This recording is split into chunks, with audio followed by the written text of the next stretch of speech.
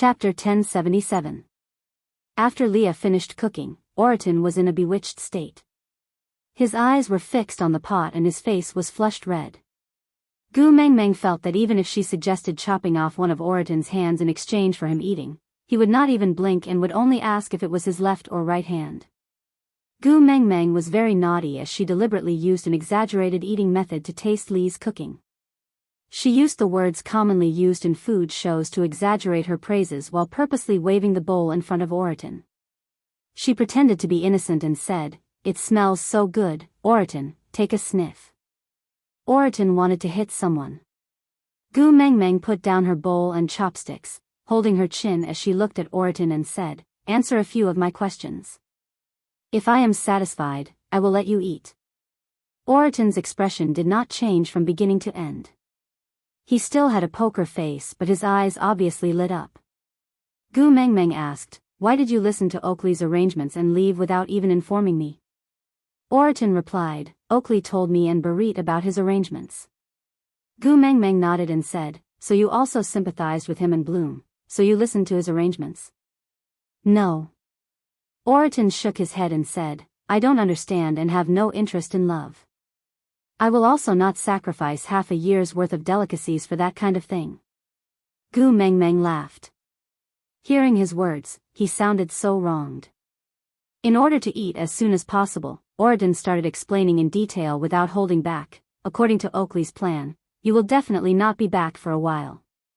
But if Ian is the only one in St. Nazaire, it will be hard to control the situation. First is the food storage for the winter. Last year, there was already news that St. Nazaire had a way to store food to prevent it from going bad. This year, the tribesmen of St. Nazaire started hunting in large numbers during the rainy season, which almost confirmed this rumor. If you are in St. Nazaire, there is naturally no need to say anything. But if you are not here..." Oriton paused for a moment before turning around to look at Elvis and Leah, before looking at Gu Mengmeng. He continued, "If the other tribes have a way to store food but St. Nazaire doesn't, what do you think your two partners will do to ensure that you don't have to starve during the winter?" What to do? Was there a need to say? Snatch it. Gu Mengmeng had no doubt that if they were in each other's shoes, Elvis would bring back all the food from the other party's tribe to ensure that she would have enough food during winter. The other males in the beast world might not be as powerful as him, but for their own females, they would definitely have the guts to do so. In this way, St. Nazaire would become the target of public criticism. An innocent man gets into trouble because of his wealth. Gu Mengmeng nodded, indicating that she understood. Actually, Oriton did not really understand what Gu Mengmeng was talking about, so he did not answer Gu Mengmeng.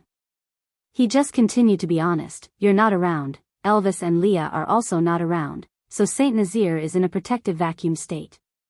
This is equivalent to a pot of fragrant meat stewed, but there is no one guarding the side of the pot, so the wild beasts attracted by the fragrance of the food will naturally not be polite." Gu Mengmeng chuckled. Oriton's analogy really showed the true colors of a foodie. He couldn't help but tease, "So you came back to protect your food?" Chapter 1078. Gu Mengmeng nodded in agreement and thought to herself, "Snatching food from the tiger's mouth is courting death." Oriton continued, "Even if Barit and I came back to guard, this rainy season is still very tough. People come in waves, the land beasts patrol in the day and the eagle owl tribe guards the entire night. Once there's any disturbance, all the tribesmen will join the battle immediately. Even so, almost half of the food has been snatched away. Luckily, with last year's experience, we are especially well prepared this year. So even if a lot of food has been snatched away, it's still enough for everyone to survive through the winter." Gu Mengmeng nodded and felt a little more at ease. Actually, the reason why she dared to abandon the entire St. Nazaire and head to Sauter was mainly because the families of the 16 valued females she brought back from the beauty pageant all had powerful males.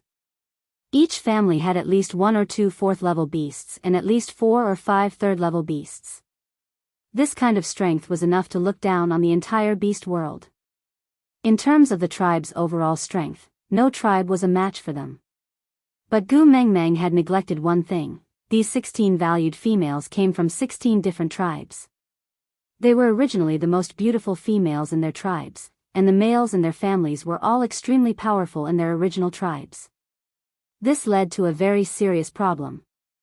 No one was willing to submit to anyone, and they would only care about their own family's matters when faced with a problem. So Oakley arranged for Berit and Oriton to come back because they were the messenger's guards and had a certain status in the beast world. In addition, those females had a kind of blind admiration for Gu Mengmeng and even looked up to her guards. So the two of them had to come back.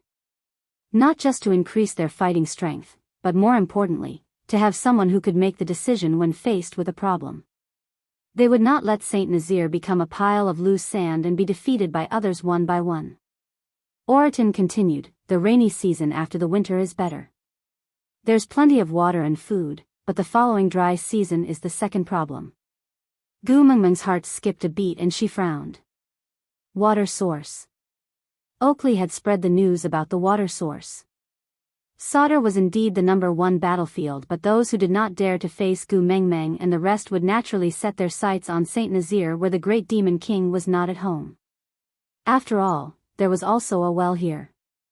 Water in the dry season was equivalent to food in the winter, and the temptation was fatal. Oriton stared at the meat in Gu Mengmeng's bowl and swallowed his saliva. Then, he continued, luckily, Fei Rui has been guarding the well all this while. Once someone nears the well, he will let out a high-pitched warning sound and the tribesmen will rush over in time. These rounds of battles are really exhausting. Letting out a sigh, Oriton continued, if you had not returned, we would have been thrown into a new round of battle. Yes, the rainy season had arrived, and it was time to prepare food for the winter. If Gu Mengmeng was not around, the fight for food would definitely happen again. Gu Mengmeng sighed, feeling that she would not be able to spend this rainy season comfortably. Chapter 1079. It was not an exaggeration to say that Oriton's eyes were almost shooting out lasers, the kind of intensity that could shoot down a plane in the night sky. All the blood vessels in his body were about to explode, but he still looked at Gu Mengmeng with a poker face and asked, "Are you really giving it to me?" Gu Mengmeng felt like laughing at Oriton's expression. It was clearly written on his face that I will bite you to death if you don't give it to me, but his mouth still asked such an additional question. TSK, he was just being honest. She directly stuffed the bowl into Oriton's hands and said, "Here, eat it." Oriton did not even bother to say a word of thanks as he directly lifted the bowl and poured the contents into his mouth. Yes, using chopsticks was too slow. He had already suffered for more than half a year and every cell in his body was screaming for Li's food. He was really hungry and thirsty. Gu Mengmeng did not know whether to laugh or cry as she watched him eating. Those who did not know better would have thought that he was a starving ghost that crawled out from hell. Slow down, don't chew your own tongue too. Gu Mengmeng teased. Sorry, your good friend Oriton has already gone offline. Gu Mengmeng scooped another bowl and passed it to Berit, saying, you eat too, you've worked hard for so long. Berit was not as stubborn as Oriton about food. Although Li's food was indeed delicious, Berit felt that such exquisite food should be eaten by females.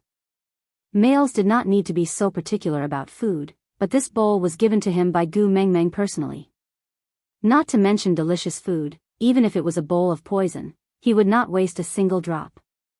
Ian sat on the tree in a sickly state and lowered his head to look at Gu Mengmeng, saying, Hey, I leveled up. Gu Mengmeng looked up and squinted at Ian carefully. He still looked like a sickly prince, but if she looked closely, there was an extra feather above his ears. Now, there were 3 feathers growing vertically above each of his ears. Gu Mengmeng raised her head and narrowed her eyes. Gu Mengmeng chuckled and said, Hey, congratulations. Ian snorted coldly and said, Do you think I wanted to level up? It was all because you were not around for half a year and I was forced to work so hard to level up. TSK, still congratulating? What are you congratulating me for? A wave of beast pressure assaulted them without any warning.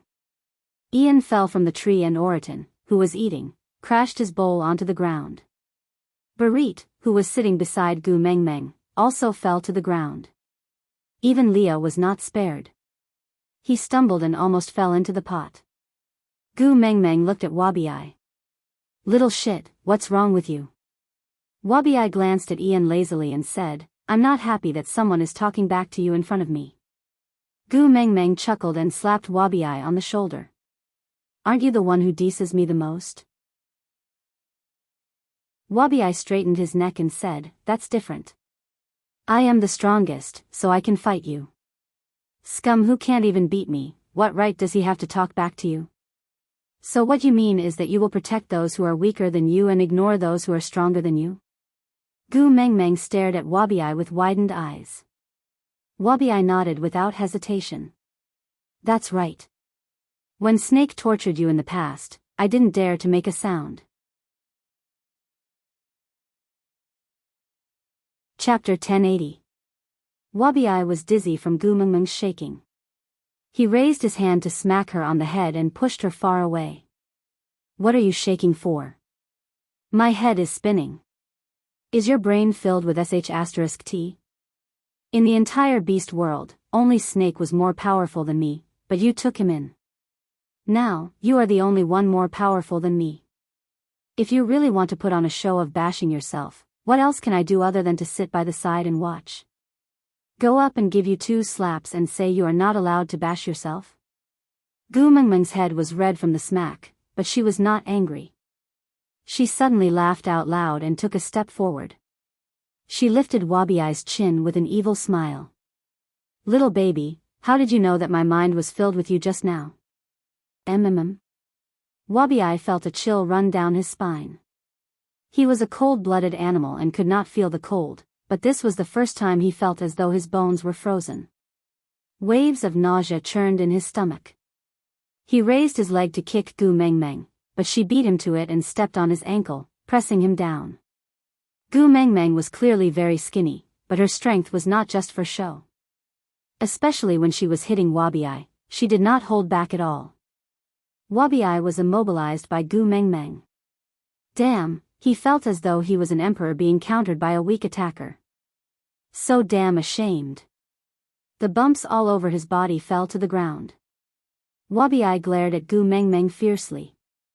Get lost. Who the hell are you calling little baby? You are the little baby.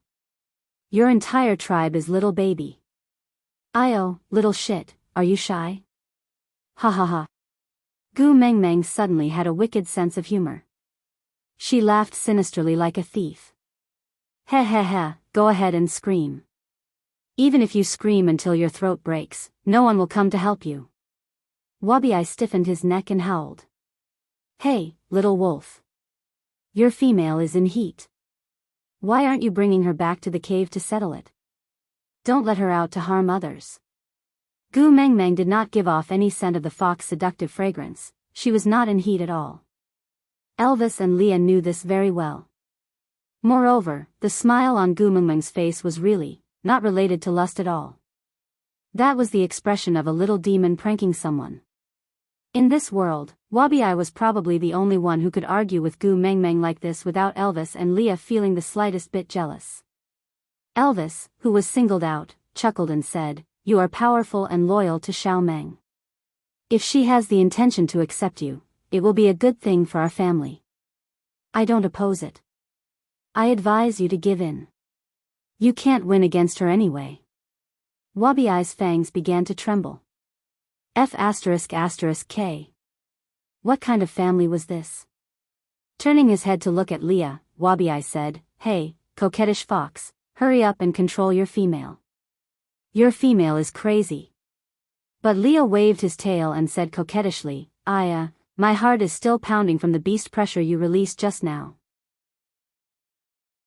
I will slow down, you hang in there first. Good luck, I have high hopes for you, Gu Mengmeng laughed out loud. She gripped Wabi's arms tightly with both hands and stepped on his legs. And because Wabi was sitting down, Gu Mengmeng's entire body was like a slanted board, forming a right triangle with Wabi. She grinned so hard that her eyes were squinted and she even raised her brows at Wabi. Aside from the topic, that's all for today's update. See you tomorrow. There shouldn't be any problems with teasing little shit, right? Chapter 1081. Wabi-I had no choice but to admit defeat. Gu Mengmeng, you are my ancestor. I was wrong, alright? Can you clear your F***king head? Gu Mengmeng pushed Wabi-I to stand up. She clapped her hands. Tisk, so boring. Admitting defeat so quickly. Wabi-I flexed his wrist, which had almost been broken by Gu Mengmeng. He said fiercely, if I don't admit defeat, I will not be able to keep my chastity in my old age. Are those two in your family not enough to satisfy you? Why don't you consider taking in 2 more strong partners to fill the emptiness? I think those 3 are not bad. Wabi-I casually pointed at Berit, Oriton and Ian. Ian was the first to explode. You are giving something that you don't even want to me? Wabi-I narrowed his eyes. You are just a bird and you dare to despise the saintess of our Snake King Valley? You must be tired of living. Ian's face was flushed red, but he could not say a word. He could not refute. Although he could fly, Wabi-I could easily slap him down from the sky with his beast pressure. He could not beat him. Oriton said in a low voice, if food is included. I don't mind. Leah chuckled. I mind. Let me tell you, you better not have any designs on my Gu Mengmeng. Otherwise, I will make sure you have no cooked food to eat for the rest of your life. Oriton nodded his head cautiously and said, don't worry, I am only interested in food. As for females. Oriton looked at Gu Mengmeng seriously, but still shook his head and said, I feel that females are not as attractive as a plate of roasted meat. The Great Messenger is a little special. Probably 3 days' worth of rations, no more. Gu Mengmeng face-bombed. Damn it. Previously, Sandy had pushed her out of solder for a portion of fruits. Now, Oriton was stabbing her in the back. Losing to roasted meat was so depressing. She felt like she was in a daze. Berit remained silent. He knew this was a joke. A joke that made him feel suffocated. He desperately wished it was real. Unfortunately, a joke was just a joke. Apart from him, no one would take it seriously. So Berit lowered his head and sat quietly on the spot. He tried to calm his surging emotions from Wabi-I's casual pointing. He, unworthy. The noisy dinner ruined the quiet night, and the cave, which had not been inhabited for a long time, seemed to have warmed up a lot. When Gu Mengmeng returned to the cave to sleep, it was already dawn. This was the good thing about the cave. There were no windows. As long as she lived in it, the time outside would not affect her. Gu Mengmeng, who had planned to have a good sleep for a day and a night, was woken up by someone when she was deep in her dreams. Damn it. Damn it. Damn it. Ever since she inherited Snake's ability, her hearing was as good as having a loudspeaker in her ears. Even the slightest movement could be heard clearly. This obvious fighting sound was like a series of kicks being thrown into her ears. Gu Mengmeng sat up abruptly and realized that Elvis and Leah were no longer in the cave. Needless to say, the ones fighting at the door were definitely the 2 of them. Gu Mengmeng rolled up her sleeves and walked out in an aggressive manner. As she walked, she hollered, sparing people from their dreams is like killing their parents. Damn it, which one of you doesn't want to live anymore? How dare you disturb my sleep? The fighting sound stopped abruptly. Elvis and Leah ran in together.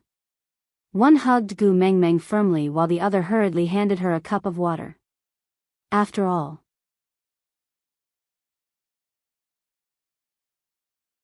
Chapter 1082. Gu Mengmeng's entire body was emitting a dark aura. The lack of sleep had caused her to be in an extremely bad mood. The moment she came out of the cave, the sunlight was blinding.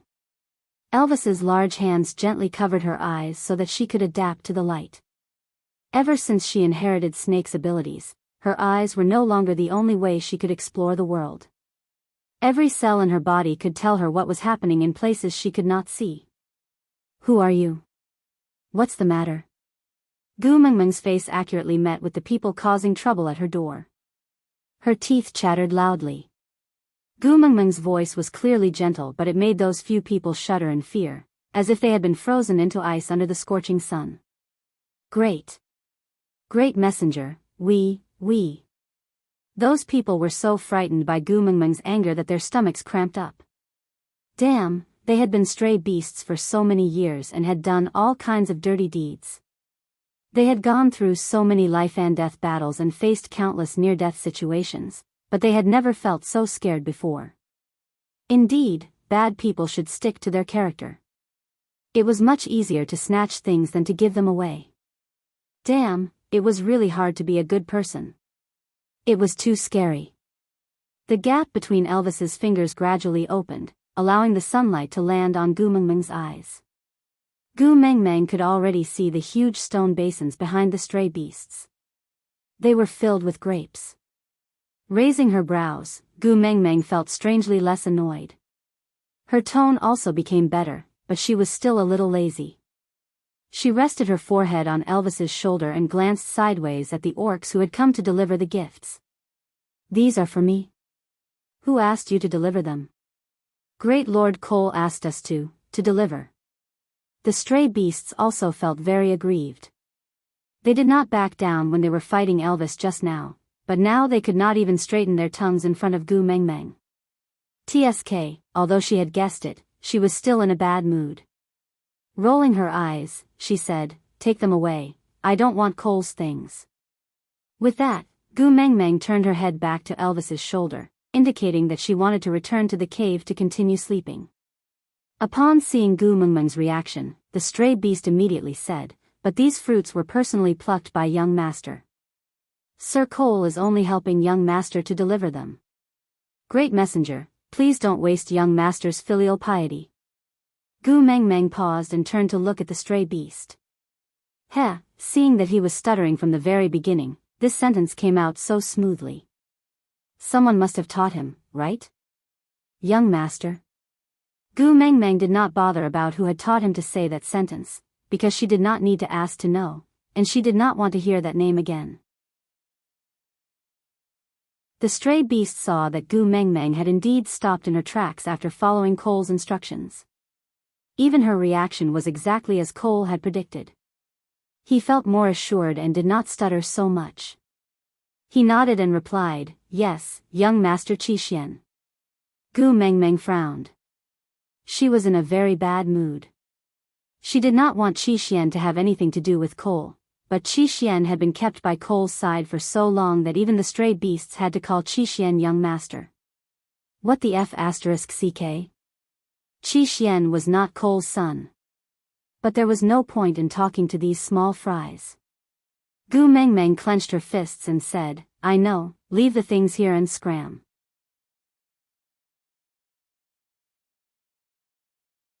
Chapter 1083. Gu Mengmeng squatted beside the few big basins of grapes and reached out to pinch one before sending it into her mouth. Elvis snatched the grape away from Gu Mengmeng's lips and with a nimble tongue, he sent the grape into his mouth. After chewing for a while, he said, "The taste is very mild, but it was indeed plucked by Qixuan. But since it was sent by Cole's men, I have to be on guard. You can only eat it if I am fine before nightfall, understand?" Gu Mengmeng said helplessly, "Have you forgotten that I have snake's poison in my body? In the entire beast world, I am the most poisonous person. Other poisons cannot harm me at all. Even if there is poison, it will be neutralized by snake's poison." Elvis tapped Gu Mengmeng's little nose and said, "If you have nothing to fear, be careful of being taken advantage of. Leah and I cannot afford to take any risks." Gu Mengmeng was helpless and had no other choice. These two people were overly protective of her and could not bear to see any harm befall on her. And she rather enjoyed this protection, so she did not say much and just asked Elvis to put her down before asking him and Leah to carry the grapes into the cave.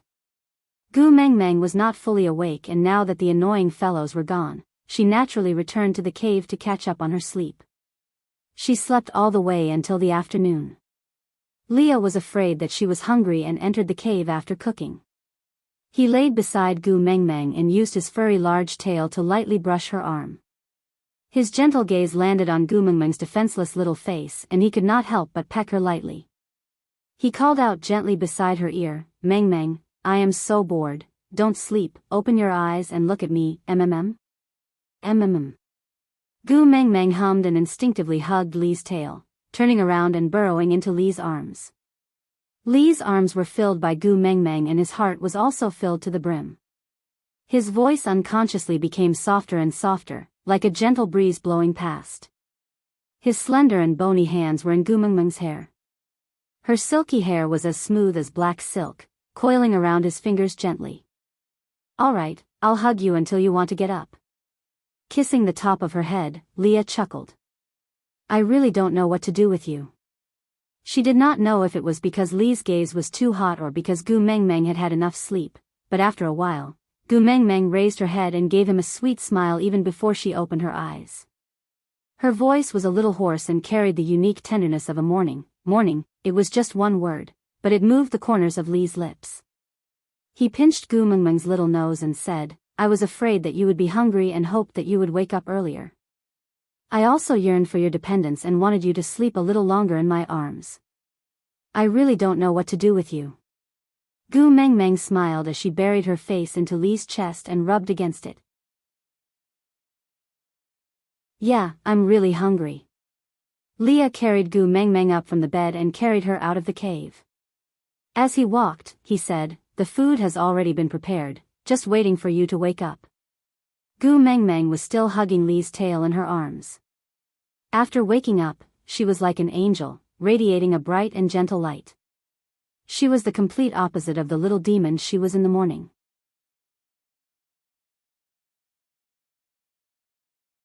Chapter 1084. Gu Meng Meng turned to look at Elvis, who chuckled as he sat beside her. I saw that the table in Sauter's stone castle was quite suitable for you. It was troublesome to move it around, so I made one for you while you were asleep. Do you like it? Gu Meng Meng smiled and nodded. Although it is delicious to eat by the fire, I still prefer to sit at the table properly. Elvis had already noticed this, so he made a table for her the moment he came back. I will make a smaller one and place it in the cave. This way, you can eat at the table during winter. Elvis rubbed Gu Meng Meng's little head gently. He would give her whatever she wanted. Gu Meng Meng nodded. Then, she looked at Oriton, who was circling around Li's stone pot, and Barit, who was standing in the shade and staring at his toes. Since you are here, come and sit here. There were 3 stone stools on each side of the rectangular table. The one in the middle was covered with a thick layer of beast skin. It was obviously Gu Meng Meng's seat. Elvis and Li's seats were naturally on the left and right of the table. Wabi was already seated in the middle of the 3 stone stools opposite them. Although he did not care much about these cooked foods and the portions were too small, he still enjoyed eating with Gu Meng Meng. He felt that there should be a seat for Snake on this table. Since Snake was not around now, he would occupy the seat for Snake first. Oriton and Barit sat on the left and right of Wabi. Meanwhile, Leah directly placed the large stone pot on the table and distributed their own bowls. It's still the most comfortable to eat at my own place. After eating her fill, Gu Meng Meng stretched lazily and leaned into Elvis's arms. She watched as Oriton cleaned the cutlery without any prompting. Meanwhile, Leah went into the house to take out a large plate of grapes and fed them to Gu Meng Meng one by one. Leah was a witch doctor and was from the same snow fox tribe as Cole. If he dared to feed Gu Meng Meng, it meant that there was nothing wrong with the grapes themselves. Moreover, Elvis had eaten some himself and did not show any adverse reactions, so Elvis did not insist on waiting until night time to eat these grapes. After Gu Meng Meng ate 2 grapes, her eyes suddenly rolled. Grapes, little shit, you have to help me with something. Gu Meng Meng sat up abruptly and raised her brows at Wabi. After yesterday's teasing, every time Wabi saw Gu Meng Meng smile at him, his hair would stand on end. Crossing his arms in front of his chest, he leaned back and looked at Gu Meng Meng warily. What? Gu Meng Meng slammed the table and roared, put your claws down, don't look like you're forcing me to be a prostitute, alright? Wabi stiffened his neck. Do you think I should take it down just because you want me to? Do you think I don't want face? Gu Mengmeng clicked her tongue in disdain and said, all right. You can just maintain this defiled look and stay there. It's up to you. Wabiai's temples throbbed.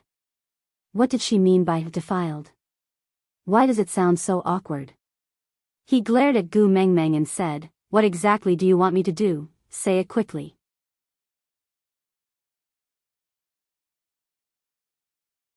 Chapter 1085. Wabiai's face was filled with disdain, but he didn't reject. He glanced at Elvis and said, go bring the grapes out. Elvis directly ignored Wabiai's words. Xiao Meng wanted to bring the grapes to the stream, he was just doing it for her. There were a total of 9 large stone basins, each filled with grapes. Elvis and Leah took 3 trips to bring out all the stone basins. Barit, Oriton and Wabiai each carried 2 large stone basins towards the stream. When they reached the stream, Fei Rui was also there.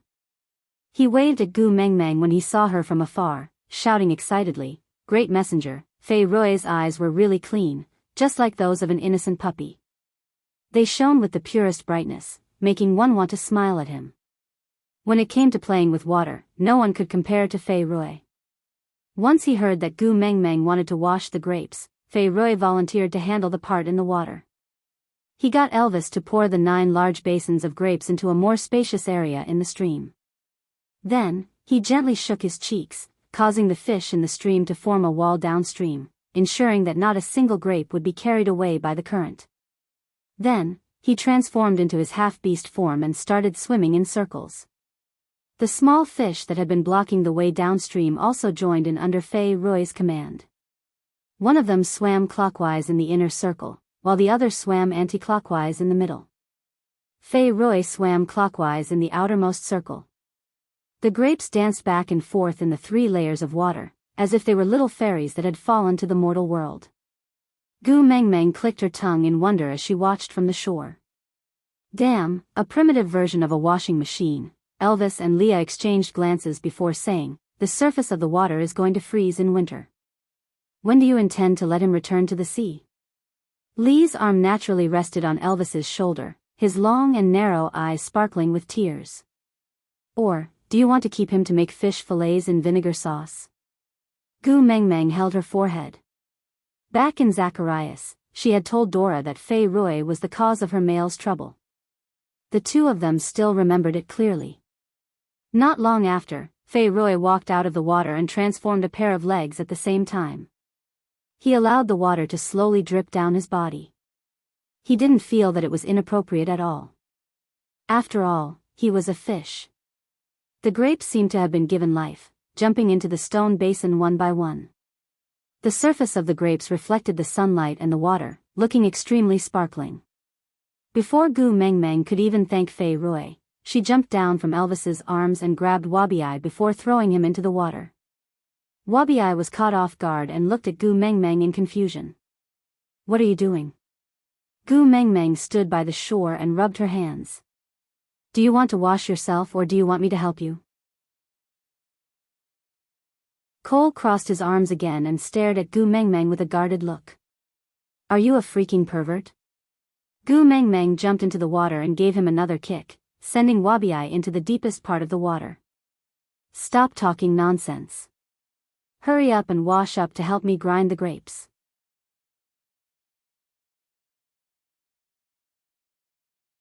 Chapter 1086. Wabiai looked at Gu Mengmeng as if she was an idiot. Are you out of your mind? This basin is so small. How can I enter? Gu Mengmeng tilted her head. Just reveal your snake tail and roll around like how Fei Rui did in the water just now. Crush these grapes into pulp for me. Wabiai rolled his eyes at Gu Mengmeng before retreating into the stream. He reverted to his original form and coiled there. His body, which was as thick as a train, appeared in front of Gu Mengmeng. He said in snake language, if you are not blind, look for yourself. Can I even enter? Gu Mengmeng looked at Wabiai, then at the stone basin. This stone basin was so big that it could be used as a bathtub for her. But compared to Wabiai's original form, it was just like the cap of a mineral water bottle. If she wanted Wabiai to enter, it would really be difficult. Gu Mengmeng pursed her lips. Little shit, you should lose some weight. Wabi didn't even have the mood to strangle her to death. Anyway, it was not the first or second day that she had been causing a ruckus. He reverted to his human form.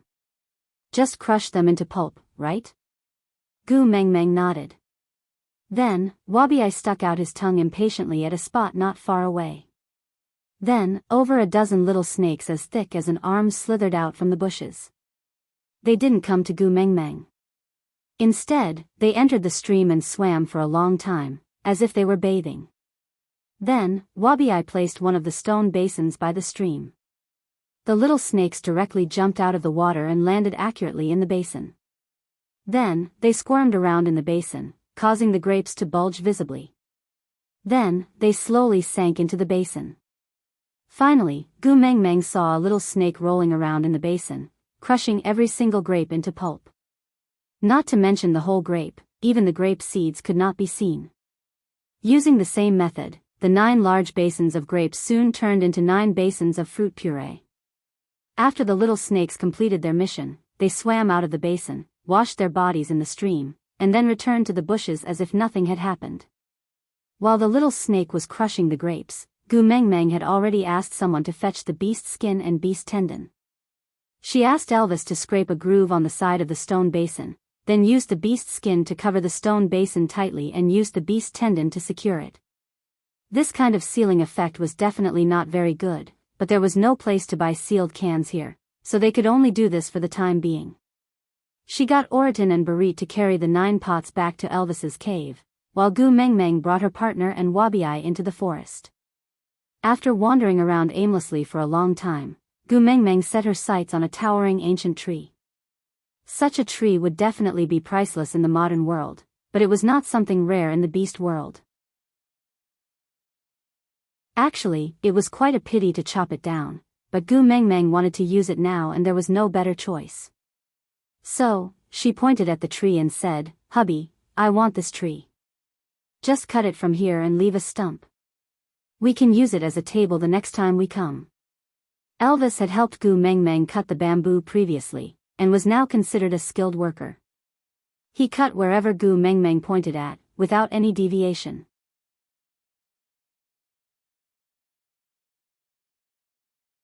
Chapter 1087. As for the fact that Gu Mengmeng kept calling him little shit, he had resisted it at the start, then it became a shadow in his heart, and now he had gotten used to it. A person's ability to accept was really very strong. Sometimes, Wabi would think that now that he heard Gu Mengmeng call him Wabi, he felt strangely nervous and guilty, as if he had been caught doing something extremely bad. The snake tail coiled around the trunk of the tree as it followed Gu Mengmeng back. A 5th-level snake beast was a godlike figure no matter where he was placed, but he just had to be a porter for this little girl. But he just felt that it was not as comfortable as Gu Mengmeng ordering him around when others were serving him. TSK, a natural slave. Wabi cursed himself in his heart as he dragged the tree back for Gu Mengmeng. Gu Mengmeng drew with her pen that the tree trunk should be cut into several sections at waist height. Then, she asked Leah to cut off a piece as thick as a finger from each section. Then, she hollowed out the rest of the tribe to make a wooden barrel. She then cut off a piece to make a lid and used beast skin to wrap the lid to achieve a sealing effect. But the newly made wooden barrel could not be used directly, after all, the smell was too strong. So he asked Barit and Oriton to take it to the stream for Fei Rui to wash it again, before placing it in the shade to dry. Leah used the wood from the wooden barrel to make various types of cutlery, maximizing the use to avoid wastage. Although there were many trees in the beast world, Gu Mengmeng said that environmental protection is very important, so they tried not to cut down too many trees. If they really needed to cut down a tree, they had to make full use of it and not waste it. So Leah piled up the leftover pieces of cutlery at the side, to be used as firewood during winter. By the time everything was sorted out, the sky had already darkened. Oriton never missed mealtimes, so he carried his prey back early and stared at Leah eagerly. If Gu Mengmeng had not seen the word food clearly written in his eyes, she would have fantasized that Oriton had ulterior motives towards Leah. Barit seemed to have moved to a place near Elvis's cave. It was not in Elvis's territory, but close to it, so he followed Oriton here. Ian and Fay Roy were the last to arrive.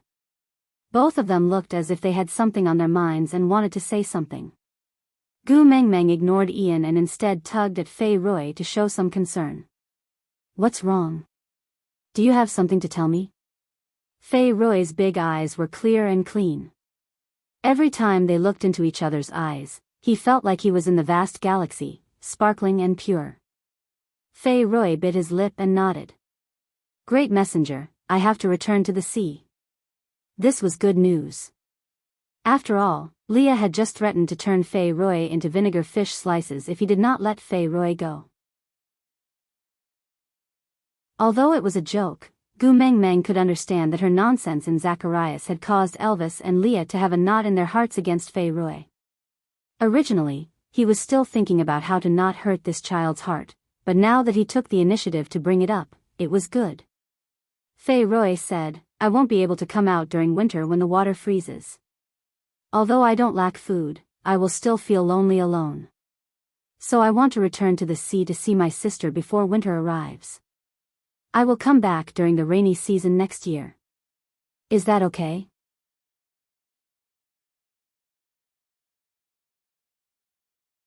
Chapter 1088. Fay Roy shook his head. I am Fay Roy from Saint Nazaire. I am no longer the Prince of Bridges. Gu Mengmeng glanced at Leah guiltily, then at Elvis. She didn't dare to reply. Leah was satisfied with Gu Mengmeng's reaction. He wagged his tail. When did you join Saint Nazaire? Why didn't I know? Fay Roy blinked his eyes aggrievedly, then looked at Gu Mengmeng. His voice carried a tinge of sobbing, like a little puppy. Messenger. Am I not from Saint Nazaire? Gu Mengmeng's heart clenched at his question. She tugged at Leah's arm and pursed her lips. She looked at Leah pleadingly. Leah took 2 deep breaths. Up to you. Gu Mengmeng then smiled and said, Bridges is also a part of Saint Nazaire, so you are the Prince of Bridges and also a tribesman of Saint Nazaire. You are from the sea tribe and are different from the land beasts. It would be too cruel to ask you to stay here even during winter. You can go back if you want. You can come back whenever you want. Saint Nazaire will always welcome you. Fay Roy smiled. His eyes curved like crescent moons. He nodded heavily. He looked extremely happy. That. Gu Mengmeng hesitated for a moment before saying, There's something I feel I should tell you. Fay Roy tilted his head. He looked at Gu Mengmeng like an innocent child. Gu Mengmeng took a deep breath. Dora is dead. Fay Roy's expression visibly stiffened. His eyes dimmed. He lowered his head. Oh. Gu Mengmeng didn't press Fay Roy for his feelings. She also didn't want to know what had happened between him and Dora. After all, no matter who was in the right and wrong in the past, Gu Mengmeng still felt that since she was dead, all past wrongs should be forgotten. Gu Mengmeng sighed. Then, she smiled. She wanted to ask Fay Roy when he planned to leave. But Fay Roy looked up at Gu Mengmeng first. He took out a beast-skin bag and opened it in front of Gu Mengmeng. Oh yes, great messenger, do you need this? Gu Mengmeng looked down. It looked like salt crystals. But they were much thicker than the ones in Saint Nazaire. She dipped her hand into it and tasted it. It was indeed salty. Gu Mengmeng's eyes lit up. Sea salt? Fay Roy nodded and said, Yes, we mermaids can extract this kind of salt from seawater, but we've never seen land beast men need it before. I saw Lord Leah using it in his cooking yesterday and felt that it looked familiar, so I returned to the sea overnight to separate a little for you to see. If it's something useful, I'll separate more from the sea this winter and bring it back for you during the rainy season next year. The output of the salt lake in Saint Nazaire was limited. Saint Nazaire had already used up a lot of the salt to preserve food in the past 2 years. At this rate, the salt lake would be used up in less than 5 years. Fay Roy's discovery was a great help to Gu Mengmeng, so she nodded repeatedly. It's useful, of course it's useful. Without this thing, I will die.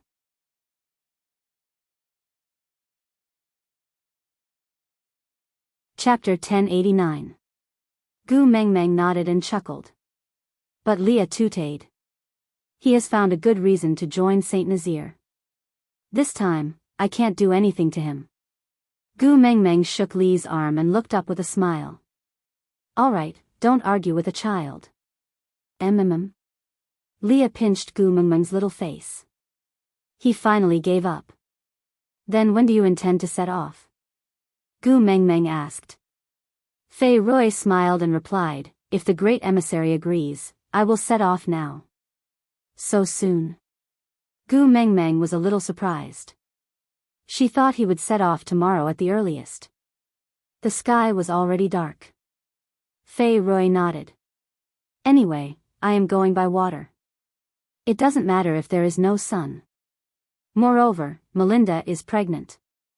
I want to hurry back to accompany her. After all, it is her first child. Melinda is pregnant? Gu Mengmeng's reaction was extreme. She immediately jumped up.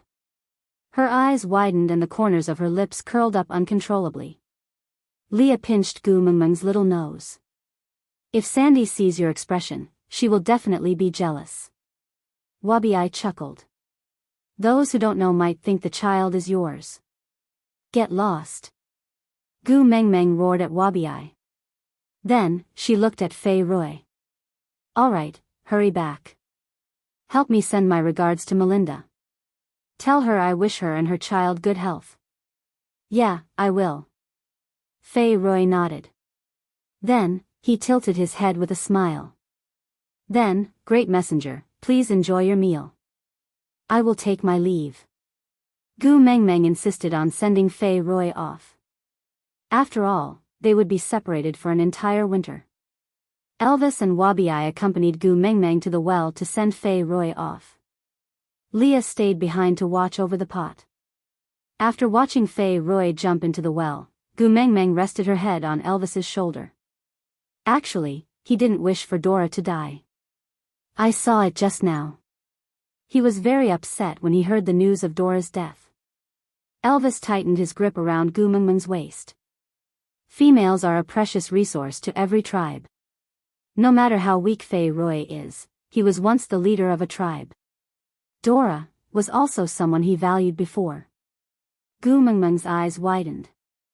After Elvis said that, Gu Mengmeng frowned. She sat up straight and looked at Elvis. So, before I came, Sandy and Maya were also people you valued? Elvis was stunned for half a second before he laughed. Are you kidding me? Before you came, St. Zay was just a place for me to relieve my boredom. In other words, he didn't care about the tribe, let alone the females in the tribe. In the past, if it wasn't for Leah who kept persuading him not to kill females for the sake of the tribe, how would Nina survive till now? He would have died 800 times over.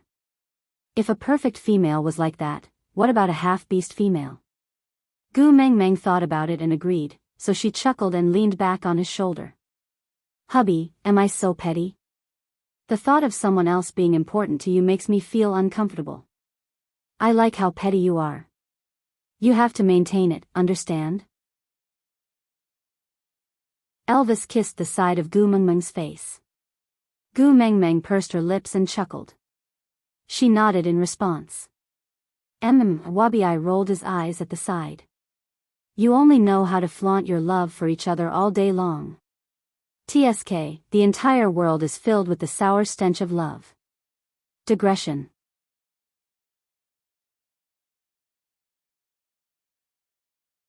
Chapter 1090. By the time she returned to the cave, Leah had just served the piping hot meal on the table. Meanwhile, Oriton was using his life to act out the longing for her with paralysis. Gu Mengmeng felt that Oriton had never looked forward to seeing her so much in his life.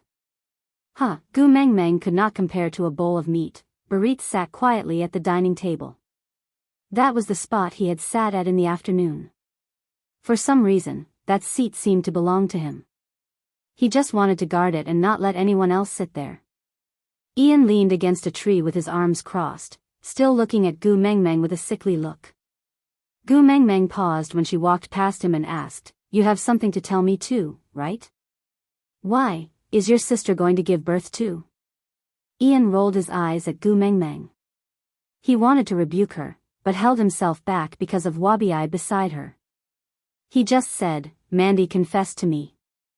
Mandy was one of the 16 valued females brought back from the beauty pageant. She was crowned the first beauty of the beast world by Gu Mengmeng because she had recruited the most warriors to enter Saint Nazir at the same time. Gu Mengmeng thought about it. It seemed that ever since she told everyone the story of the flying bird and the fish, Mandy had been especially attentive towards Ian. She was sure that the flying bird in the story was Ian. She did not know whether it was her maternal instincts overflowing or she had a special desire to conquer males who had been hurt in love. Anyway, this Mandy had been trying to please Ian for a long time. Ian did not say anything, neither did he reject nor accept. But he had never given other females other than Mandy the chance to please him, so Gu Mengmeng was not surprised. She just nodded and said, "You intend to mate with her?" Ian remained silent for a moment before replying, "If you don't object, I will mate with her. After all, I have already reached the peak of 3rd level. If I want to break through, I have to mate with her." Gu Mengmeng was taken aback for a moment. She snorted and said, "Scumbag."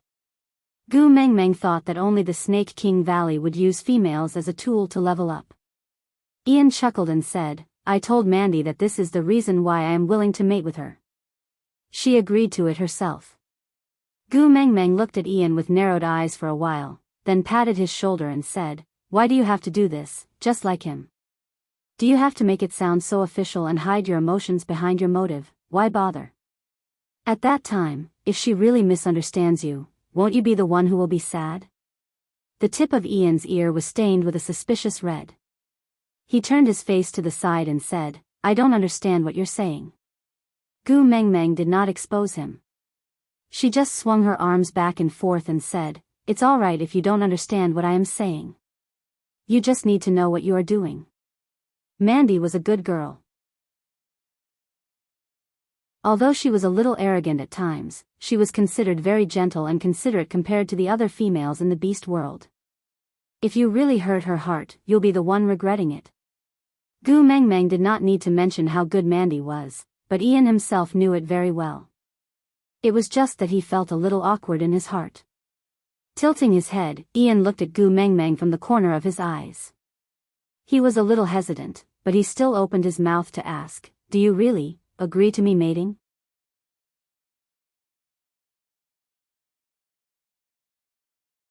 Chapter 1091. Ian clenched his fists and took 8 deep breaths before barely stabilizing his emotions. Then, he said, "Did you forget that I was the one who formed the blood alliance with Leah? Once I mate, the blood alliance will be useless." Gu Mengmeng already knew about this long ago. Crossing her arms in front of her chest, Gu Mengmeng squinted at Ian and said, "You flirted with Mandy last year and delayed mating until this year, just because of this?" Ian did not admit nor deny it. He just lowered his head and looked to the side. Although the bird tribe had always been arrogant, Ian was after all a hot-blooded male and did not have much resistance towards females. Moreover, Mandy was beautiful and passionate, so it was natural that he could not resist the temptation. It was just that Gu Mengmeng had been too busy for the past year and did not have the time to observe the emotional world of each of her friends. As a result, they had wasted so much time. Gu Mengmeng patted Ian's shoulder and said, "Didn't I tell you before? Our Saint Nazir does not rely on the blood alliance to keep people, but on the hearts of others. If your heart is with me, I don't need to restrict you and you will stay. If your heart is not here, you will only try your best to escape even with the blood alliance. What's the point of that?" Ian looked at Gu Mengmeng and did not say a word. Gu Mengmeng had indeed told him these words in the past, but Ian had not met Mandy then, so he did not take it seriously. After that, Ian developed feelings for Mandy but was not sure how sincere Gu Mengmeng's words were. Moreover, even though the Eagle Owl tribe had pledged allegiance to Saint Nazir and many of their tribesmen had mated with Saint Nazir's females, he was still carrying a blood oath. He was also worried that once he mated and broke the blood oath, would Gu Mengmeng suspect that the Eagle Owl tribe was disloyal? But now, it seemed that he had thought too much. Gu Mengmeng was much more broad-minded than him. Gu Mengmeng sat back at the table and ate a mouthful of the meat in her bowl. She sighed in satisfaction and said, "You are after all the leader of the Eagle Owl tribe. Your marriage must be held in a grand manner. It just so happens that Saint Nazir hasn't been lively for a long time. Let's use your name to celebrate. Let's all have some fun." Ian walked to Gu Mengmeng awkwardly and stood by the table to look at her. After a long while, he said, "The Eagle Owl tribe has ceased to exist in this world since 2 years ago. I am also not some tribe leader." Pretentious. Gu Mengmeng clicked her tongue and did not reply. It was rare for Gu Mengmeng to say such things to him, but he did not have the urge to retaliate.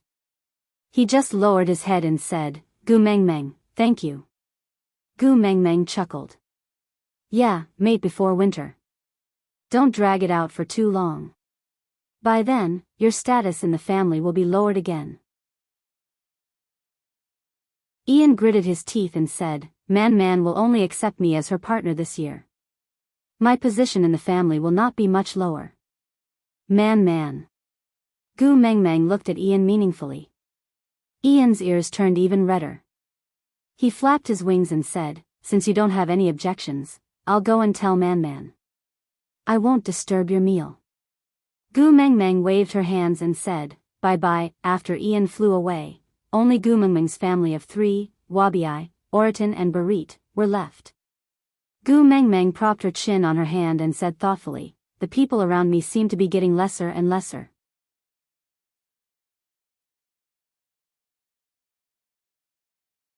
Chapter 1092. Gu Mengmeng. Wabi stood up from the stone bench. He placed one hand on the table and leaned his upper body forward. He placed his other hand on Gu Mengmeng's shoulder and said with a troubled expression, "Winter is coming and I don't have much time left to accompany you. Hurry up and do whatever you want to do, or else I won't be able to do it with you once I hibernate." "Ah, you have to leave too." Yes, Wabi had to return to the Snake King Valley twice a year, during the winter and dry seasons. Once the snow sealed the mountain, Gu Mengmeng could only stay in the cave with Elvis and Leah for at least 2 to 3 months. During the first winter, she and Elvis had just become partners and were in their honeymoon period. Later on, Leah barged in and the 3 of them stayed together in all sorts of awkward situations. Coupled with the fact that she was groggy due to her pregnancy, time flew by unknowingly. During the second winter, she went to Solder because of Cole's scheme. Other than Elvis and Leah, there were still the 3 little ones by her side. Although she was worried that Chi Xian was always hanging out with Cole, they were still a lively family and time passed quickly. This year, there was only her, Elvis and Leah left. Gu Mengmeng lowered her head and chuckled. "In the past, I spent the entire year alone and didn't feel lonely. Now that I'm used to having many friends by my side, I can't get used to the sudden silence." Gu Mengmeng turned to look at Elvis and smiled dejectedly. "Hubby, am I too greedy?" Elvis's heart ached at the look of disappointment on her face. He kissed her brow gently. "Why don't we dig the underground of Saint Nazir too? Then you can find whoever you want to play with during winter, all right?" Gu Mengmeng shook her head. "Sandy is not around and I don't have any friends to play with." "Then I'll ask someone to fetch her back to accompany you." Elvis felt bitter. He had schemed with Leah for so long before he finally got rid of the 4 little ones and Sandy finally stopped fighting with them for his affections. But now, he had to fetch her back with his own hands. TSK, Sandy was indeed his #1 love rival. He had to be wary of her. Gu Mengmeng shook her head. "Sandy has her own life, I can't always let her revolve around me." Upon hearing this, Elvis heaved a sigh of relief. Wabi cleared his throat and said, "How about I stay behind to accompany you this winter?" Gu Mengmeng pursed her lips and looked at Wabi in disdain. "You always sleep like a log every winter. Other than taking up space, you are useless. What's there to compensate? More importantly, hibernating outside the Snake King Valley was not safe for Wabi. Be it temperature, humidity, or other factors, they were all unknown. For animals, the unknown was equal to danger. Although Wabi was very powerful, Gu Mengmeng was unwilling to let him take such an unnecessary risk. Besides, you know that I hate snakes, I hate shit, and I hate snakes that look like shit. You have all three of them, and you still want to sleep in my cave for the whole winter. Aren't you afraid that I won't be able to control myself and make you into snake soup?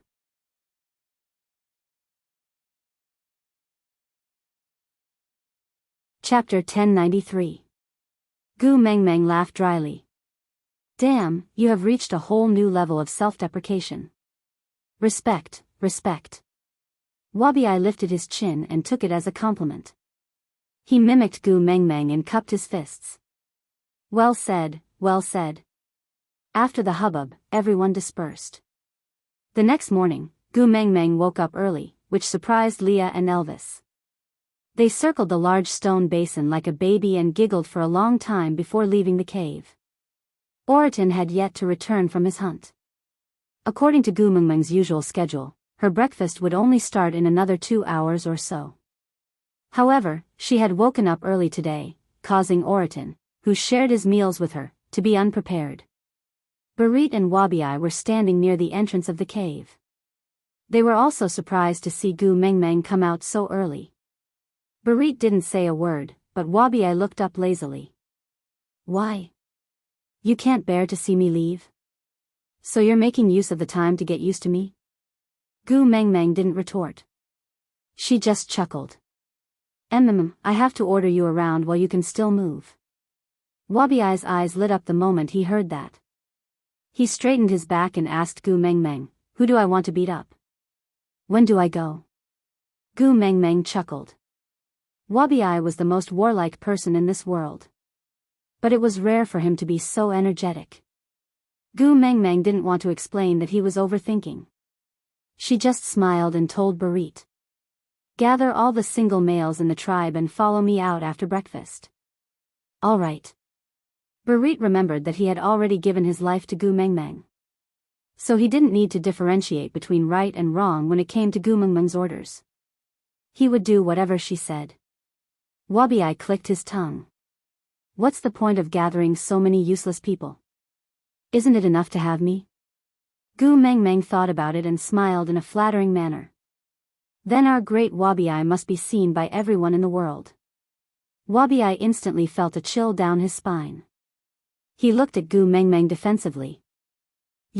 Are you trying to harm me? Gu Mengmeng nodded calmly. I want to turn you into snake slices and eat you. Wabi-Ai snorted in disdain. I'm afraid you'll die from overeating. While they were fooling around, Oriton had already returned from his hunt. Seeing that Gu Mengmeng had already woken up, he was first taken aback before his expression loosened. It was obvious that he was in a good mood. We can start eating early today. What a pleasant day. He still had a poker face, but Gu Mengmeng could almost see the colorful flowers blooming on top of his head spinning, as if he had activated the special effect of beautification. Holding her forehead, Gu Mengmeng felt that her cuteness might have gone awry. Elvis and Leah did not know what Gu Mengmeng wanted to do, but they were happy to see her full of energy. He had been worried that she would be depressed over Fei Roy's departure, Ian's mating, Wabi-Ai's hibernation, and Sandy's absence. Oriton was in a good mood because he had an early breakfast, because having an early breakfast meant that he could have an early lunch and then an early dinner. Wabi-Ai was also in a good mood because there was a fight to fight. The single males in the tribe were also very happy. They were inexplicably excited because they had the opportunity to do something for the great messenger.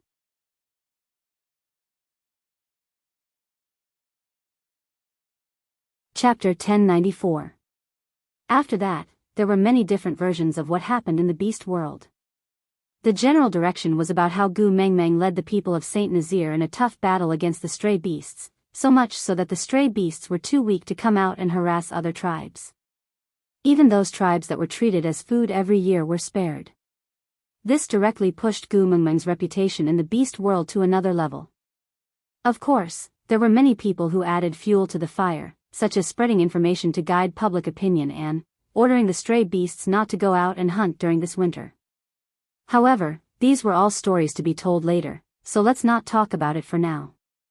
Everyone except for Gu Mengmeng herself was dumbfounded when she saw Gu Mengmeng standing by the lake with her arms crossed in front of her chest. Gu Mengmeng smiled and asked Elvis, "Do you still remember this place?" Elvis looked around, then nodded with a chuckle, saying, "I remember, I came here before." Gu Mengmeng chuckled and said, "Yeah, I just wanted to go down and touch a lotus root, but you thought I was going to commit suicide and threw a huge tantrum at me.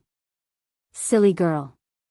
Elvis rubbed Gu Mengmeng's little head and sighed, thinking to himself that he was not throwing a tantrum at that time. He was scared stiff by her. He thought she was going to transmigrate back and abandon him. The moment he saw her enter the water, he even held his breath, his heart forgot to beat and his pupils dilated instantly. He could still remember the feeling of his blood freezing at that time. At that time, he deeply felt fear and terror. The feeling of watching her slip through the cracks of his fingers, trying his best to hold onto her, but unable to touch her despite the ripples in the water. Even now, when he thought about it, he still felt like his heart was being pricked by countless needles.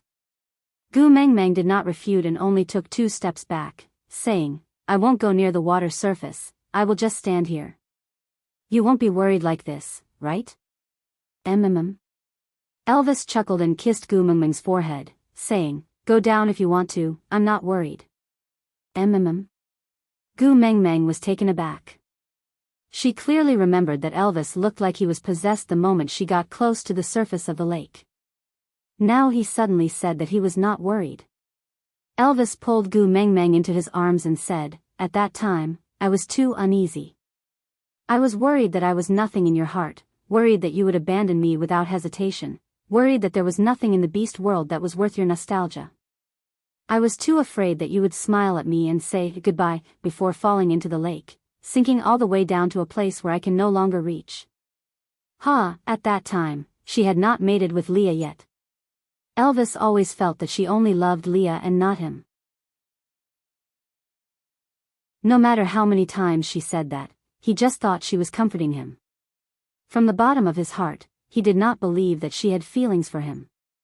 Did he really think that she could abandon him at any time? So no matter how tormented his heart was, he still tried his best to bring her and Leah together, just so that he could place a little more bargaining chip on her scale. As long as she hesitated for a second when she wanted to leave, it would be enough for him to catch her in time. At the end of the day, it was the incident of her jumping into the lake when she was heartbroken that had traumatized Elvis. Now, he said he was not afraid anymore. So.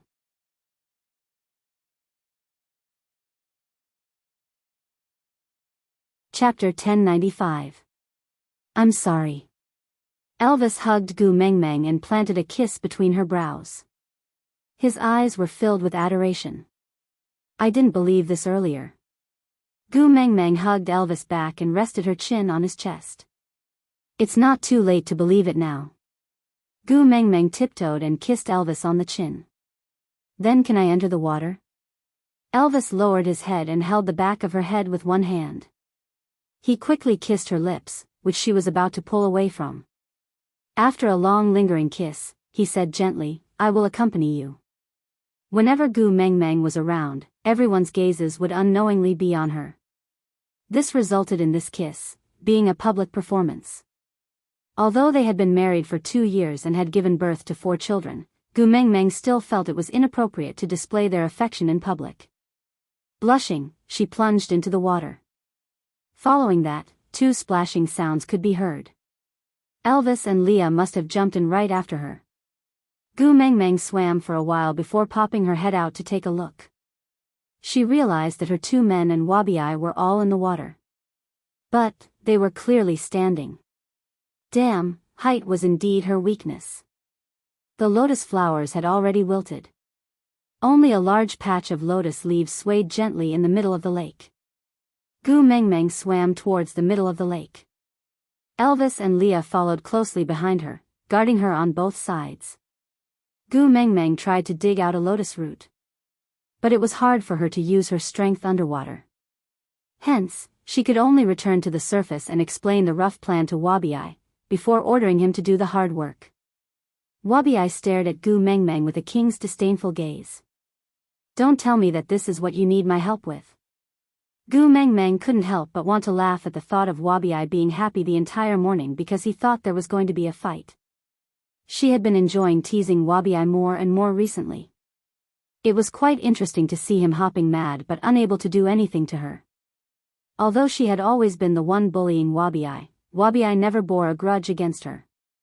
Instead, the more she bullied him, the better their relationship became. This made Gu Mengmeng feel at ease. Gu Mengmeng really did not like that kind of relationship where she had to handle it carefully. Wabi didn't even need to dive into the water to dig out the lotus roots. In his half-beast form, he used his snake tail to probe into the mud, and with a casual tug, a huge lotus root was pulled out of the water along with the mud. Wabi did not hold back at all and directly threw it at Gu Mengmeng. Elvis quickly caught the lotus root that was as thick as Gu Mengmeng's thigh, then looked at her in a daze.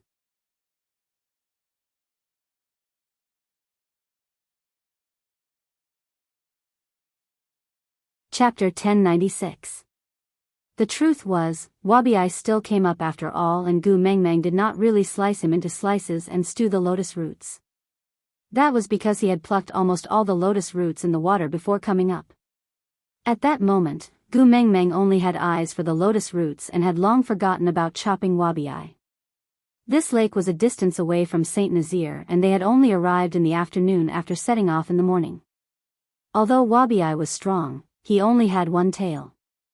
Although there were other males in the water to help, their swimming skills were not as good as Wabi's, and it was more strenuous for them to work underwater. So by the time everyone finished plucking the lotus roots, it was already midnight. During this period, Gu Mengmeng had already eaten dinner and instructed everyone not to wash off all the mud on the lotus roots so that they could maintain their freshness. After camping out in the wild for a night, the atmosphere was very good. When Gu Mengmeng was not around, Saint Nazaire was always in a tense state. The males with partners focused on protecting their own females, while the single males risked their lives to protect the tribe. Although they loved to fight, a long battle would also make them very tired. On such a bloodless night, everyone laughed and chatted around the messenger of the beast deity, doing something that was not difficult but required unity. This level of physical labor was not enough to make the males feel tired, but this was the first time in their lives digging lotus roots, and they often ended up covered in mud. Occasionally, they would even get hit in the head by the lotus roots. Although they did not suffer any injuries, they still ended up chasing each other around. In the tranquil night, everyone discussed the interesting things that happened during the day as waves of laughter rippled out. In such an atmosphere, Gu Mengmeng had a dreamless night and slept exceptionally soundly. The next morning, Gu Mengmeng woke up on her designated seat and greeted with a hoarse voice. "Good morning." Elvis and Leah stood on her left and right, protecting her in the middle, ensuring that the cool night breeze would not blow at her. Their furry tails lightly covered her eyes, ensuring that the sunlight would not dazzle her eyes. Hearing her soft "good morning," the two large tails released each side and two red lips landed on Gu Mengmeng's cheeks at the same time. "Good morning. Good morning." On one side was a subwoofer while on the other was a cello. Two different sounds played together, creating the first good mood for Gu Mengmeng every morning. After getting up and packing up, the males had already tied up the lotus roots with the tree vines they had plucked overnight and carried them on their backs. Gu Mengmeng naturally did not have to carry them herself. Wabi walked up to Gu Mengmeng and looked down at her condescendingly. "I am leaving." Gu Mengmeng smiled and nodded. "Yeah, see you next year." Without saying anything more, Wabi turned and swam towards the Snake King Valley. On the other hand, Gu Mengmeng just patted her own face and snuggled into Elvis's arms. After giving the order, they headed back to Saint Nazaire on the path they came from. "You said it's to dig up lotus roots, but it's actually to give Wabi, right?" Leah wagged his large tail and looked at Gu Mengmeng slyly.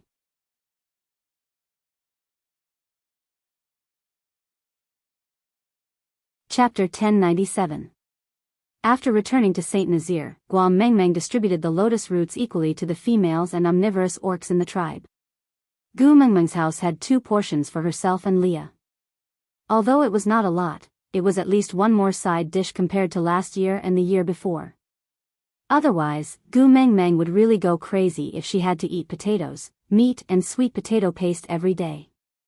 Elvis did not spend much time at home recently. He would leave very early every day and return very late. He had been busy hunting and storing food. He could not do much in terms of vegetables, but at least he had to try his best to satisfy Gu Mengmeng's needs in terms of meat. So not only did he demand quantity and quality, he also had an almost perverted obsession with the type of meat. It was as if he was collecting stamps and could not wait to hunt all kinds of stamps for Gu Mengmeng. Leah stayed at home to accompany Gu Mengmeng as he pickled the prey Elvis brought back. By right, this should be Lee's favorite job, but now, Gu Mengmeng supported her cheeks with both hands and tilted her head to look at Leah, who was rubbing the rouge and meat. She would poke Lee's chest with her fingers every now and then and chuckle. Mengmeng, Leah called out to her helplessly. Gu Mengmeng smiled, her bright eyes reflecting the sunlight. She looked at Leah and said, "How long is the gestation period of a fox? If we work harder this winter, will we be able to have a nest of little foxes by the time winter ends tomorrow?" It was the topic of childbirth again. As Elvis already had 4 sons, Gu Mengmeng had never pestered him to talk about these things. From a certain point of view, it could be said that she had escaped a calamity. Leah had originally thought that she would forget about this matter after a few days, but in the end, once they were alone, Gu Mengmeng would pester him and talk about little fox non-stop. He didn't dare to tell her that he didn't want to give birth because she would look at him with tears in her eyes and ask him if he didn't love her, so he didn't want her to give birth to little foxes. Only God knew how much he wanted a nest of children of their own, but she had forgotten the torture she had suffered during her last labor, but he still remembered it clearly. That day, his whole body was trembling. His heart felt as if it was tied into a dead knot by thorns. Every breath he took made his heart ache. At that time, she was not his partner yet, but his heart had already ached to this extent. Now, he couldn't bear to see her suffer in the slightest. If only giving birth was something that a male could do for her, then he would definitely fulfill her desire to have a nest of little foxes even at the cost of his life. However, he couldn't feel the pain for her. "Hey, Leah, are you really not going to touch me for the rest of your life?" Gu Mengmeng leaned forward and placed her little hand on Lee's shoulder. She laid her entire body on Lee's back and whispered into his ear, "During winter, the entire cave is sealed off by the heavy snow and the entire cave is sealed. Once I think about that, the fox seductive fragrance will fill the entire cave, and it won't dissipate. Are you sure you can endure it?" "I'm not sure." Leah gritted his teeth in anger. Did he still need the fox seductive fragrance? Now that she was sticking to him like this, it was enough to fill his chest with fire. He wanted nothing more than to immediately push her down and ruthlessly bully her.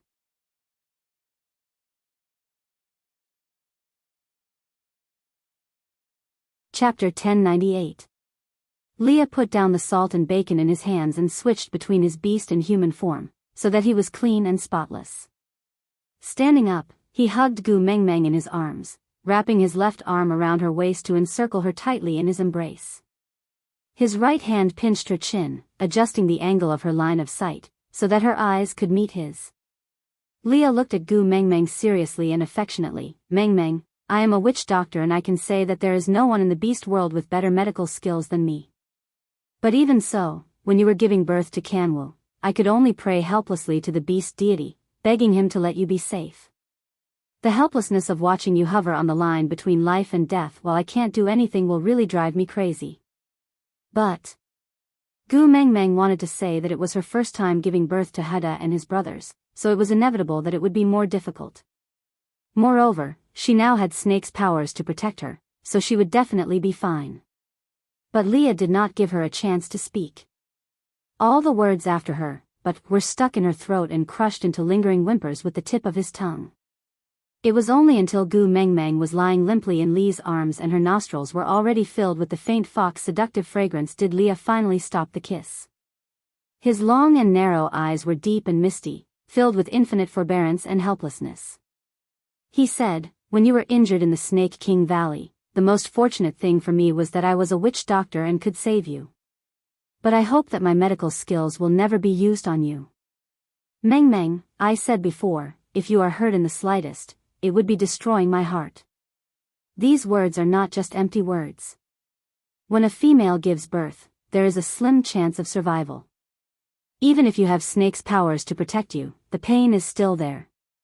The scene of you giving birth to Kanwo is still my and Elvis's nightmare. If I were to experience the scene of you being in so much pain yet being unable to do anything about it. Meng Meng, I can tell you in advance that I might not be able to endure the pain in my heart and cut open my own chest to crush my own heart with my own hands. Even so, if you still want to give birth to a nest of little foxes, I will give them to you. Gu Meng Meng stopped fooling around and looked at Leah with a pitiful expression. She pouted her lips and muttered, "If you don't want to give birth, then don't." Why did you have to make it sound so scary? Leah heaved a sigh of relief. Promise me, you're not allowed to mention giving birth to little foxes in the future. Fine, I won't mention it. Humph. With that, Gu Meng Meng turned around and walked into the cave in a huff, ignoring Leah. This was the first time Leah allowed her to throw a tantrum without going in to comfort her. He couldn't back down on this matter. He clearly knew what she would experience during childbirth, so how could he bear to do it? Sighing helplessly, Leah squatted back beside the pile of salt to continue marinating the meat. He turned around to look at the entrance of the cave. There was no movement at all. He must be really angry. If only you were like Oriton, then I could make a lot of delicious food to coax you. Leah smiled helplessly. Then, he secretly remembered to remind Elvis that other than beasts on land, Meng Meng also liked fish in the water and bird eggs in the trees. He must remember to bring some back next time. Gu Meng Meng threw a tantrum for 2 to 3 days. Elvis and Leah became very careful at home. In the end, Elvis couldn't stand Gu Meng Meng's gloominess and suggested a solution. Aside from the topic, yeah, today's update is over. Remember to help Susu light up the 5 stars when my babies leave comments. Thank you, baby.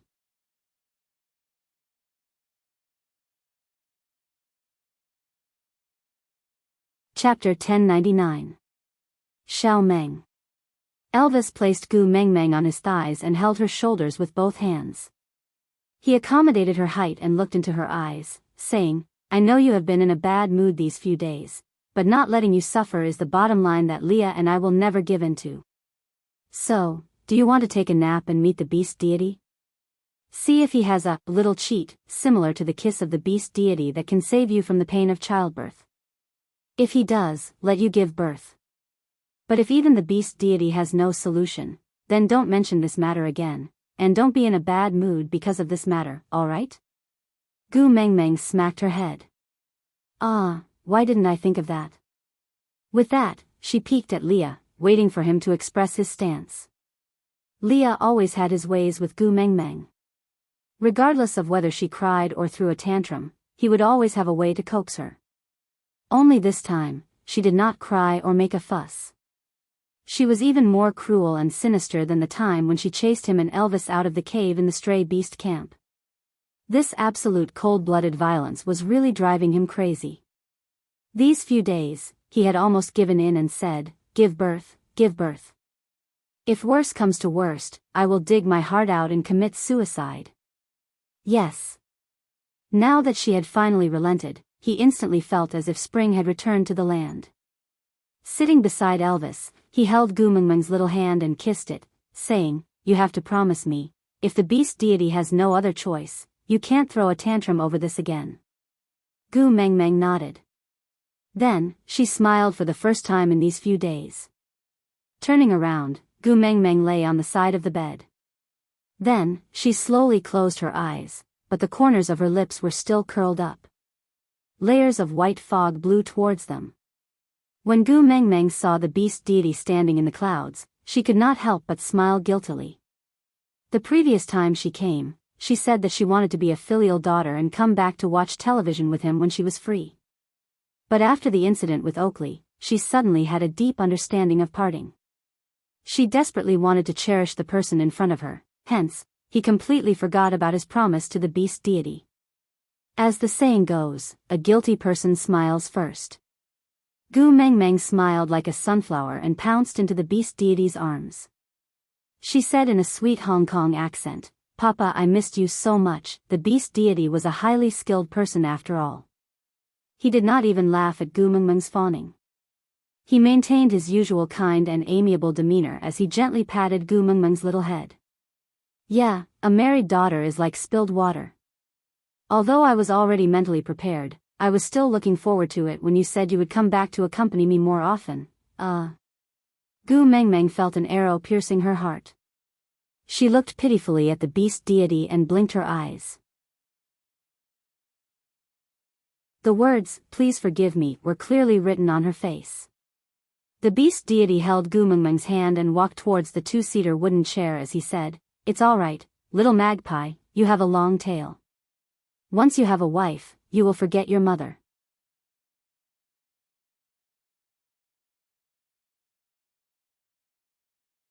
Chapter 1100. Why did he sound like he was angry? Gu Mengmeng wrapped her arms around the beast deity's arm and said coquettishly, "Father, I know I was wrong. Don't be angry, don't be angry." The beast deity heaved a long sigh of relief before pulling Gu Mengmeng's hand to sit on the long bench. "All right, you heartless little thing. I have already scolded you and my anger has subsided. Since you are back, accompany me to watch television. We can talk about pocket money after that." "All right." Gu Mengmeng obediently held onto the beast deity's arm as they sat side by side on the two-seater wooden bench. Her furry little head rested on the beast deity's arm. Perhaps it was because they had known each other for a long time, or because she kept calling him father, but if one ignored the beast deity's overly young appearance, the two of them really did look like father and daughter. The beast deity waved his hand and a large part of the white fog dissipated. The image showed Monster Company's internal employee forum. There was a post titled, "CEO's wife arrogantly declared her sovereignty while the CEO turned into a wife-protecting maniac and accompanied her the entire time. P.S. There are pictures to prove the truth." The post was pushed to the top by many replies within a few minutes, then, it was deleted. Following that was an announcement from the CEO's office. The reason for deleting the post was that the surveillance footage provided by the post was not clear enough and did not perfectly display CEO's wife's beauty and intelligence. After being magnified 20 times, there was a mosaic on her facial features. Different angles of the screenshots also showed that her eyelashes were deformed. Regarding this, the CEO was furious. The solution was as follows: 1.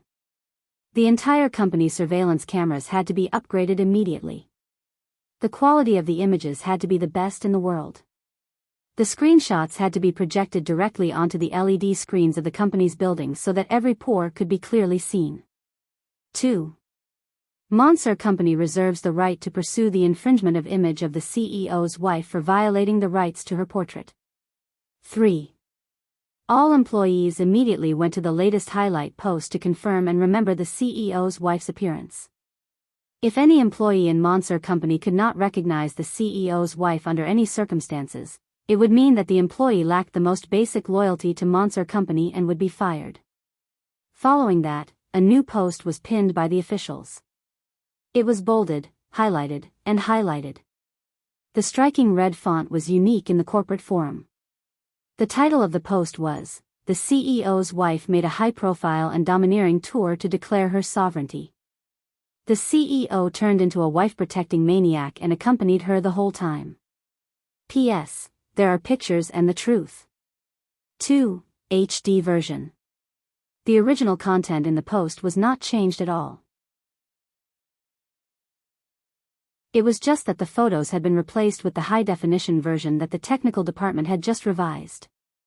The images in the monitor were carefully selected frame by the employees of the technical department and the corporate public relations department.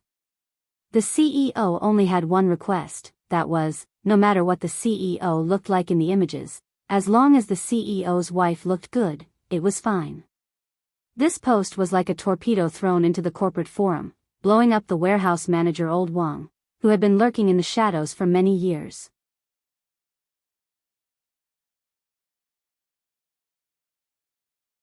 Chapter 1101.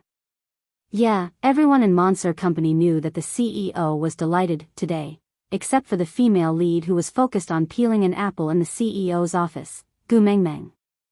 After peeling the apple, Gu Mengmeng cut the apple into 4 pieces and removed the gap in the middle. She brought it to Snake and asked, "Do you want to eat it?"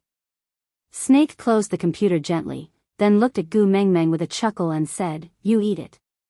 Oh. Gu Mengmeng thought that Snake did not want to eat it and thought that most guys did not like to eat fruits. Hence, she did not stand on ceremony and took a bite. The juices flowed everywhere and the sweetness of the fruit filled her mouth.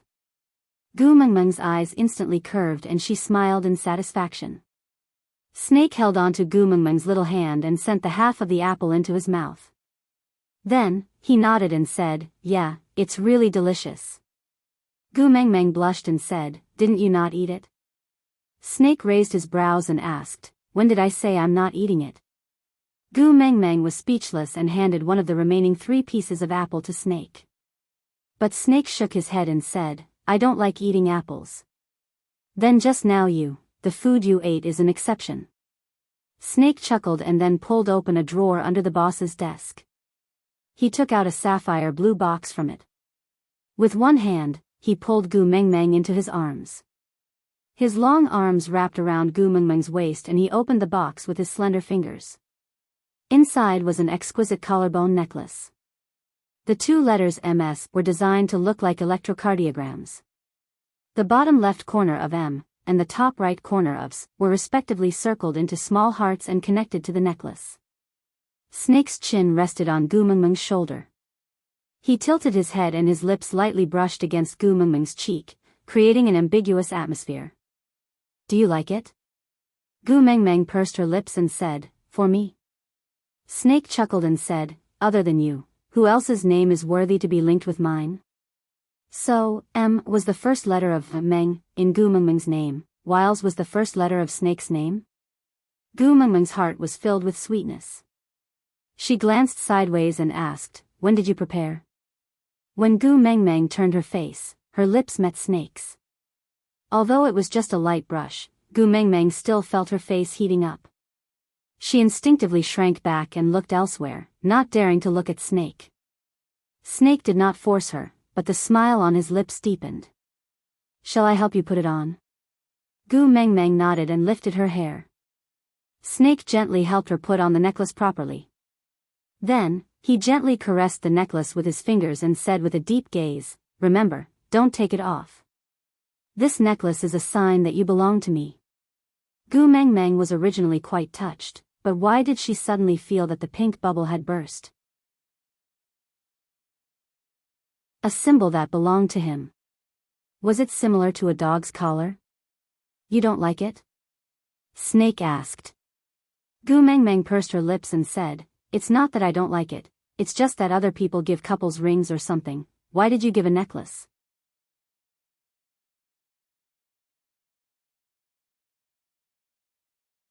Chapter 1102. Before he finished his sentence, Snake had already pulled open the drawer where he took out the necklace. He took out a red velvet box and opened it to reveal a pair of snake-shaped rings. The male and female rings were placed side by side. They were 2 intertwined snakes, with a diamond in the middle. It was not a particularly extravagant size, but it was dazzling and eye-catching. Even a fool would know that it was worth a lot. When the 2 rings were separated, the diamond was embedded in the female ring. It was obviously an extra piece, but it didn't stand out. Just looking at the shape of the female ring, it looked like a snake was coiling around the diamond to protect it. It was very special and exquisite. On the other hand, the male ring was missing a piece. It looked like an incomplete snake, giving off a sense of fragility. This. Gu Mengmeng looked at the rings in confusion. She did not understand why the rings Snake had prepared were in the shape of a snake. Snake caressed the diamond on the ring gently. "Do you know? To a snake, the heart is not its weakness, but its gallbladder is. The place where this diamond is located is where the gallbladder of the male snake is. He gave his gallbladder to the female to protect, which means that in the eyes of the male snake, the female is more important than his own life. When the 2 rings are together, they are a lingering pair. If they are separated, the male snake will be incomplete. A snake without gallbladder will die." Snake held Gu Mengmeng's little hand and kissed it. "If you stay by my side, I will be happy." If you leave me, I will die. When I put this ring on for you, it means that I am entrusting my life to you. And I have already prepared the rings. What about you? Are you ready to wear them? For some reason, when Gu Mengmeng heard the words "a snake without gallbladder will die," she felt as if her heart was stung by a bee. The slight pain made her frown. Closing the lid of the ring box, Gu Mengmeng shook her head. We just confirmed our relationship, it's too fast. Snake did not force her. After all, she had not reached the legal age for marriage. Moreover, regardless of whether she had the certificate, he would not allow anyone else to snatch her away. So this pair of rings had to be worn on her finger sooner or later. He would not tell Gu Mengmeng what had happened in the beast world. He had designed this pair of rings just to let her know that no matter how many times he had to go back, he would still be willing to cut open his chest for her. Whether it was in the beast world or here, she was more important than his life. I'll only borrow your life once. This journey will be the rest of my life. Snake gently kissed the side of Gu Mengmeng's face, saying gently but without any resistance, "Tu Meng, we still have a long time to be together, so take it slow, I'm not in a hurry. However, you must know one thing. You promised to be with me, and I won't allow you to go back on your word. As long as you don't leave me, I can do whatever you want." Gu Mengmeng smiled. Promise me anything? Yes. Snake nodded. Gu Mengmeng smiled and said, Then, let's raise a dog, alright? Gu Mengmeng had a thing for furry animals, but due to financial reasons, she had never kept any small animals. In the past, she had fantasized about raising a pet with her boyfriend one day. That must be a wonderful thing. However, Snake raised his brows and his eyes darkened.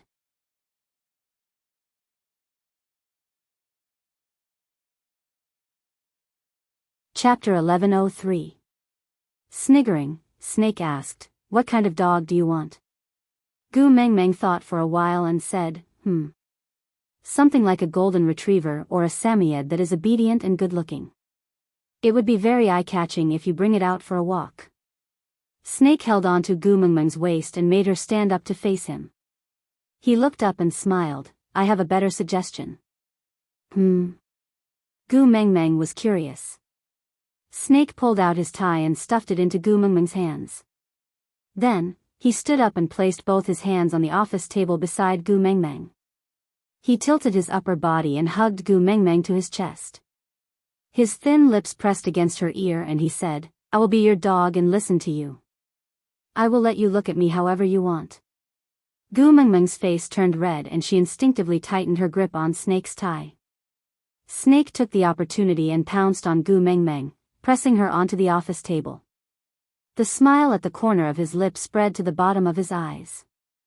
Snake said in a teasing tone, Moreover, walking me will definitely be more eye-catching than walking a golden retriever or Samoyed.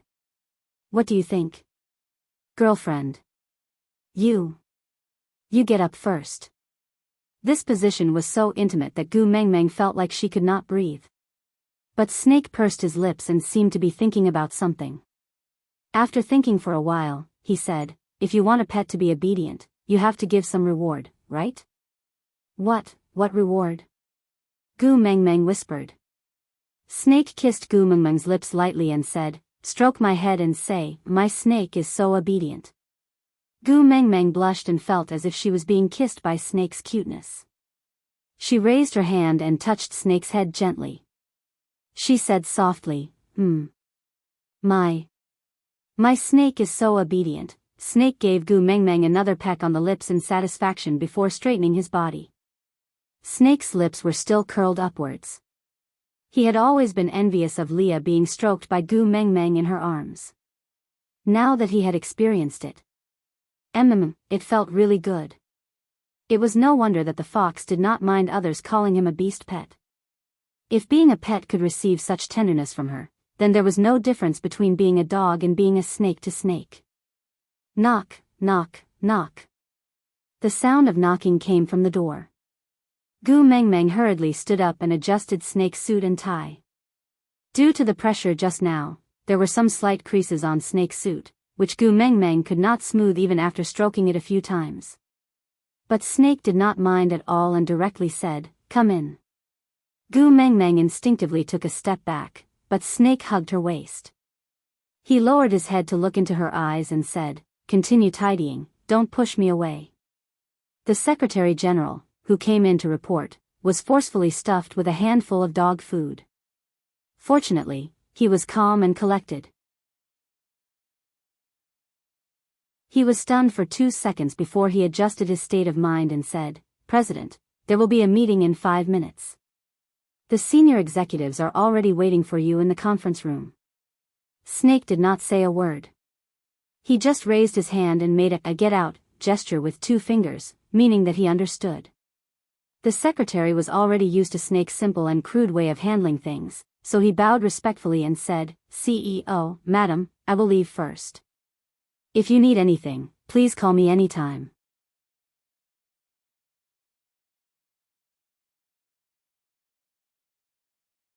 Chapter 1104. Tu Meng, come here. Snake held Gu Mengmeng's hand and walked into the resting room in the office.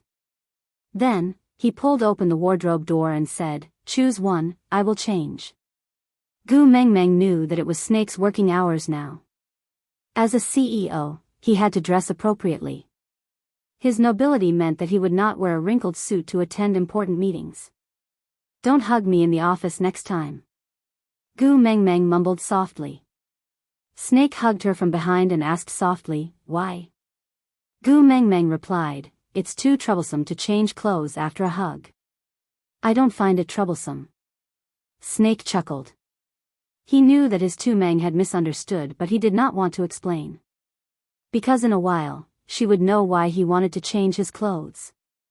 Gu Mengmeng's lips curved upwards at Snake's words. It was a beautiful smile. Taking out a dark coffee-colored suit, Gu Mengmeng placed it on Snake's body and measured it. Gu Mengmeng's eyes widened in shock. It was a 4-piece business suit. It was the kind of suit that only the top talents who walked out of elite magazines would wear. The word Meng was clearly embroidered on the left chest area. It was not an M, but the Chinese word Meng. Gu Mengmeng blinked at Snake and said, "This." Snake chuckled and kissed her shocked eyes. Then, he said, "I prepared it long ago. It's just that I have the right to wear it now. I wanted to tattoo it on my chest, but this body belongs to you. I did not dare to use it without your consent. I could only settle for the next best thing. I embroidered your name on every piece of my clothes to announce to the world that I am yours." He gave her a necklace and said that it was proof that she belonged to him. She felt a little awkward and felt that it was a leash used to tie a dog. But he treated himself to the extreme.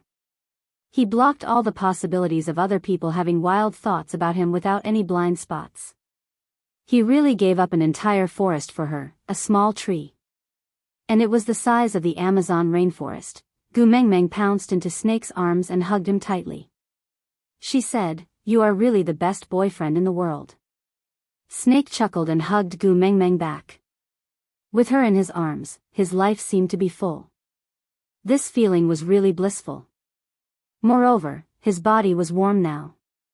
Even if he hugged her like this, he didn't have to worry about her feeling uncomfortable from the cold. Yes, and he will be the best husband in the world in the future. Gu Mengmeng blushed and instinctively glanced in the direction of Snake's desk. Snake cupped Gu Mengmeng's little face with both hands and kissed her. "All right, I'm going to the meeting. Wait for me here." Gu Mengmeng nodded. Then, Snake walked out of the resting room wearing the suit with the word Meng embroidered on the left chest and went straight to the meeting room. After Snake left, the air in the office gradually cooled down and Gu Mengmeng was finally able to breathe properly. Slumping on the sofa, Gu Mengmeng gently touched the necklace around her neck. The necklace that reflected the sunlight and emitted a dazzling glow became warm because of her body temperature.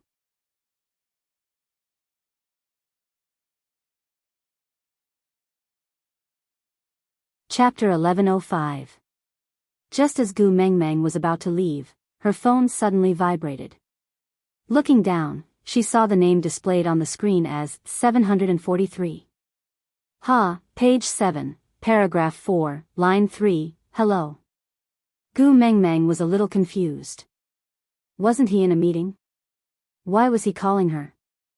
There's a document on my table, bring it to the meeting room for me. Oh. Gu Mengmeng stood up and walked to the office table. She saw 2 documents clamped in a blue folder and asked, there are 2 here, which one do you want? Anything. Anything. Gu Mengmeng frowned in confusion. Snakel immediately added, it's all the same, just take any set over, hurry up. Oh. Gu Mengmeng did not suspect anything and just took one out of the office. The meeting room was 1 floor below. Gu Mengmeng took the elevator specially used by the CEO down, and there was already someone waiting at the elevator entrance. The moment the elevator doors opened, he bowed respectfully and greeted, Madam. Gu Mengmeng was shocked, and before she could explain, she saw that person gesturing for her to follow, before hurriedly leading the way.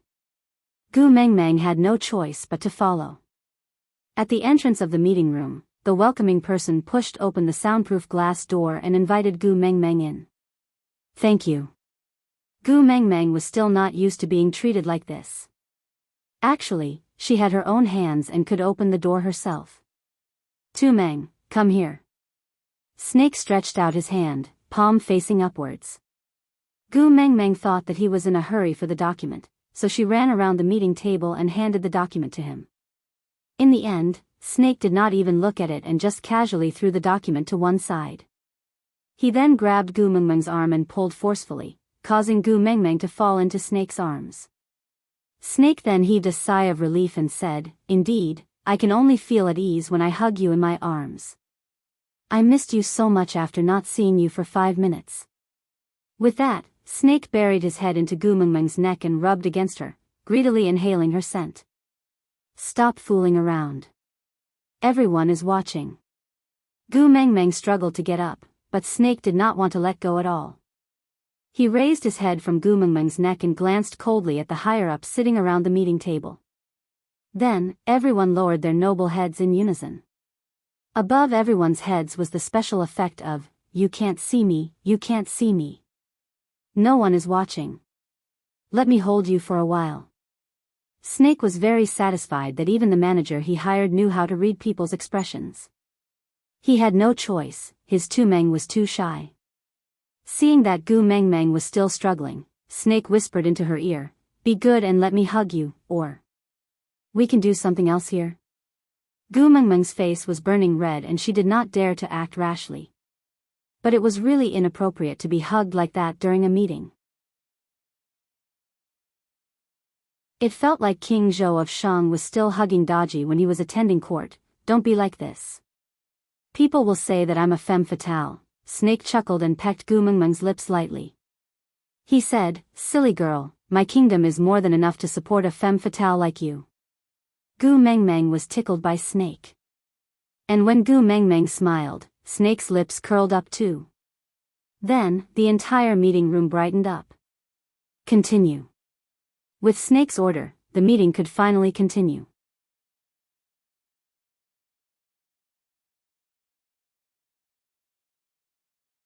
Chapter 1106. At 11:50 in the afternoon, Snake closed his laptop. Everyone in the meeting room stood up in unison and bowed to Snake before filing out of the room, closing the door behind them on their way out. Asking for documents was an act? Gu Mengmeng finally asked. Snake tapped Gu Mengmeng's little nose lightly and said, so smart. Gu Mengmeng felt a sweetness in her heart as she lowered her head and chuckled. No wonder you said it's all the same. So it's because you don't need it, so you can take anyone. Snake hugged Gu Mengmeng and kissed her, asking, did I scare you? Gu Mengmeng shook her head and said, I don't really understand what you guys are talking about, but I don't find it boring either. Because Snake was really too handsome. As they had to use the projector, the meeting room was in a semi-dark state. Gu Mengmeng sat in Snake's arms and used the light from the projector to look at his face that flickered between light and dark. That focus gaze was sharp and precise, like a snake that had locked onto its target in the dark. He was calm and at ease, exuding the unique confidence and aura of a superior, making others unable to help but admire him. And such an outstanding man was her boyfriend. Just thinking about it made Gu Mengmeng's little heart throb uncontrollably. How could she have the time to be bored? And Snake naturally did not ignore Gu Mengmeng's admiring gaze, or else he would not have allowed the meeting to continue until now. After all, he had opened the company to please her, not to make her suffer. Yeah, it seemed like the information in her memory was not all wrong. At least what she had said before, a man who works hard is the most attractive, was true. Lunch was takeaway ordered by the Secretary General. After a simple meal, another round of meetings started. Snake had to use a weekend to settle a week's worth of work, so the workload was very heavy. When they were about to leave at night, they realized that it had already started to rain. Snake drove from Monsieur Company's underground car park to the villa's underground car park. They did not need to use an umbrella and reached home safely. After entering, Snake held Gu Mengmeng's hand and sent her to the door of the room. With one arm around her waist and the other against the door, he leaned over and kissed her forehead, saying, "You must be exhausted today, right? Quickly go and rest." Gu Mengmeng nodded. Just as she was about to leave, she realized that Snake did not let go at all. Her entire body was encircled by his chest. How could she leave? Upon receiving Gu Mengmeng's questioning gaze, Snake pursed his lips and said, "I can't bear to let go. Why don't you invite me in for a cup of tea?" Gu Mengmeng chuckled. "How can I have tea in my room? You've been hugging me all day. Haven't you had enough? Let go of me." Snake took a deep breath and hugged Gu Mengmeng tightly. "Yeah, I'm used to hugging you for a day. As soon as I let go, I felt an emptiness in my arms. I felt uncomfortable." Gu Mengmeng pushed Snake's chest lightly. After hesitating for a moment, she took the initiative to kiss Snake's face and said, "All right, good night." With that, she ducked out from under Snake's arm, opened the door, returned to the room and closed the door. Sliding onto the floor against the door, Gu Mengmeng was still holding onto her heart that was beating out of rhythm, smiling secretly with a blushing face. Crack.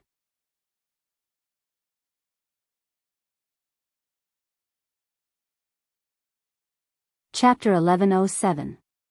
Snake chuckled and his lips curled into a confident smile.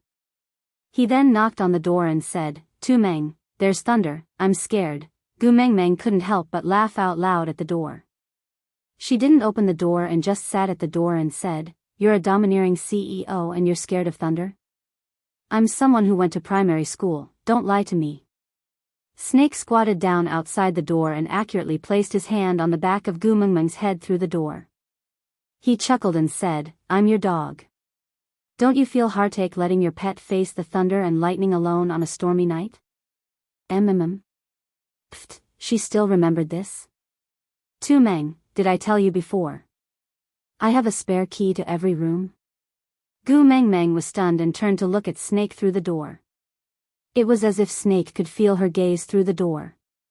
He smiled and said, "Open the door yourself and accompany me as your pet. Or I'll use the spare key to open the door and accompany you as my girlfriend. You know the difference between the two."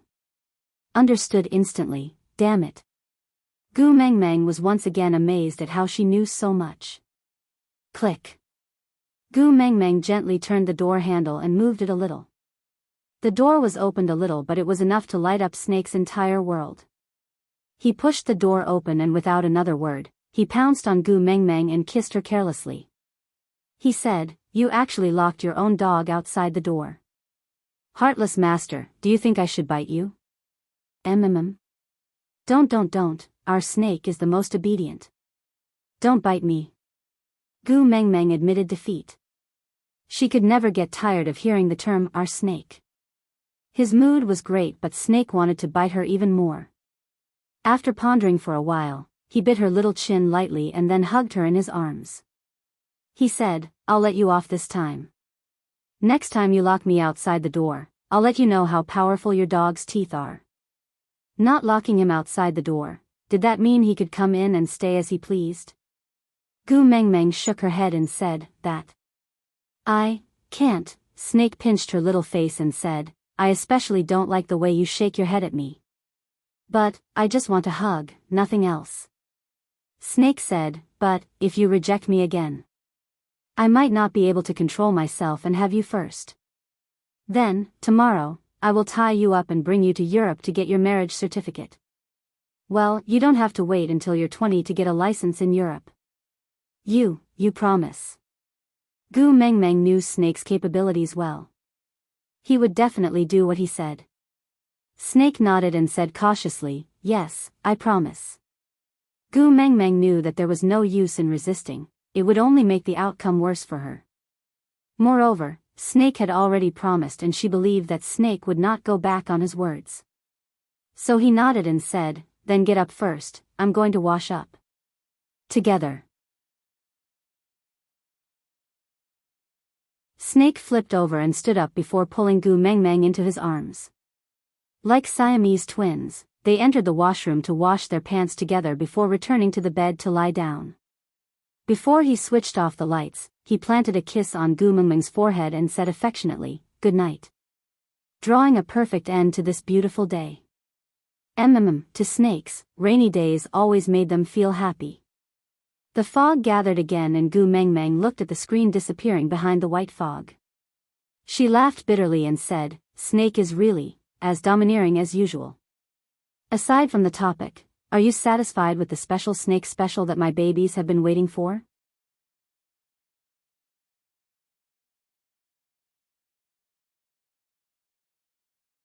Chapter 1108. The Beast Deity chuckled. Say, do you think there will be a mosaic in the next episode? Gu Mengmeng rolled her eyes at the Beast Deity. Is there any father who would discuss such content with his own daughter? The Beast Deity thought for a moment. That's true. For the sake of my daughter's mental and physical development, if there is really any inharmonious content, I will cut it off and not broadcast it. Gu Mengmeng held her forehead in exasperation. The Beast Deity pinched Gu Mengmeng's little face. All right, the drama is over. Tell me, why did you come to find me? Gu Mengmeng pursed her lips. She was a little shy. But she still told the Beast Deity about what Leah and Elvis were worried about. The Beast Deity chuckled. How can giving birth be painless? But you have Snake's power to protect you. You won't die. What are you afraid of? Don't be a coward. Just give birth. Gu Mengmeng sighed with a bitter expression. That's what I said too. But Elvis and Leah don't agree, then don't give birth. The Beast Deity said. Gu Mengmeng stared at the Beast Deity coldly. Father, can't you be more resolute? The Beast Deity shrugged. The Beast Father doesn't even want to keep the child. Why do you still insist on giving birth to his child? Gu Mengmeng lowered her head. I already owe the two of them in terms of relationships. I hope to make it up to them in other aspects. Elvis already has a nest of wolf cubs. If I don't give birth to a nest of fox cubs for Leah. The Beast Deity chuckled. He shook his head in exasperation. Other males try their best to coax their females to give birth to their cubs. Why is it the other way around for you? Gu Mengmeng was not annoyed by her father's mockery. She shook the Beast Deity's arm. Is there a way? Father, the Beast Deity sighed. There is a way. But you have to find it yourself. Huh? Gu Mengmeng looked at the Beast Deity in confusion. The Beast Deity said calmly, love of the sky. Gu Mengmeng was taken aback. Her eyes dimmed. One of the 7 treasures? The Beast Deity nodded. The kiss of the ocean is tolerance. Soul of the forest is life. Gu Mengmeng continued the Beast Deity's words and said softly, light means to dispel all darkness, including all pain, right? This concept was what Wang Xiaoxin had told Snake's father in his memory. The beast god nodded and said, yes, if you could wear the love of the sky during labor, it wouldn't be so painful. Gu Mengmeng was a little dejected. She lowered her head and fiddled with her fingers. I don't want to gather all those things, Tisk. The Beast Deity placed his hand gently on Gu Mengmeng's shoulder and said, even if they are all gathered, the final authority is still in your hands, understand? Gu Mengmeng nodded and said, I understand, let me think about it carefully. The beast deity did not say a word. He could provide help to Gu Mengmeng, but he could not dictate her decisions. After all, with his status, he could not interfere with the matters of the beast world. Gu Mengmeng took a deep breath and asked again, then about Wabi. The beast deity continued shaking his head. Gu Mengmeng said, yeah, I understand. I still can't say. Alright, I won't ask anymore. I'll go back first.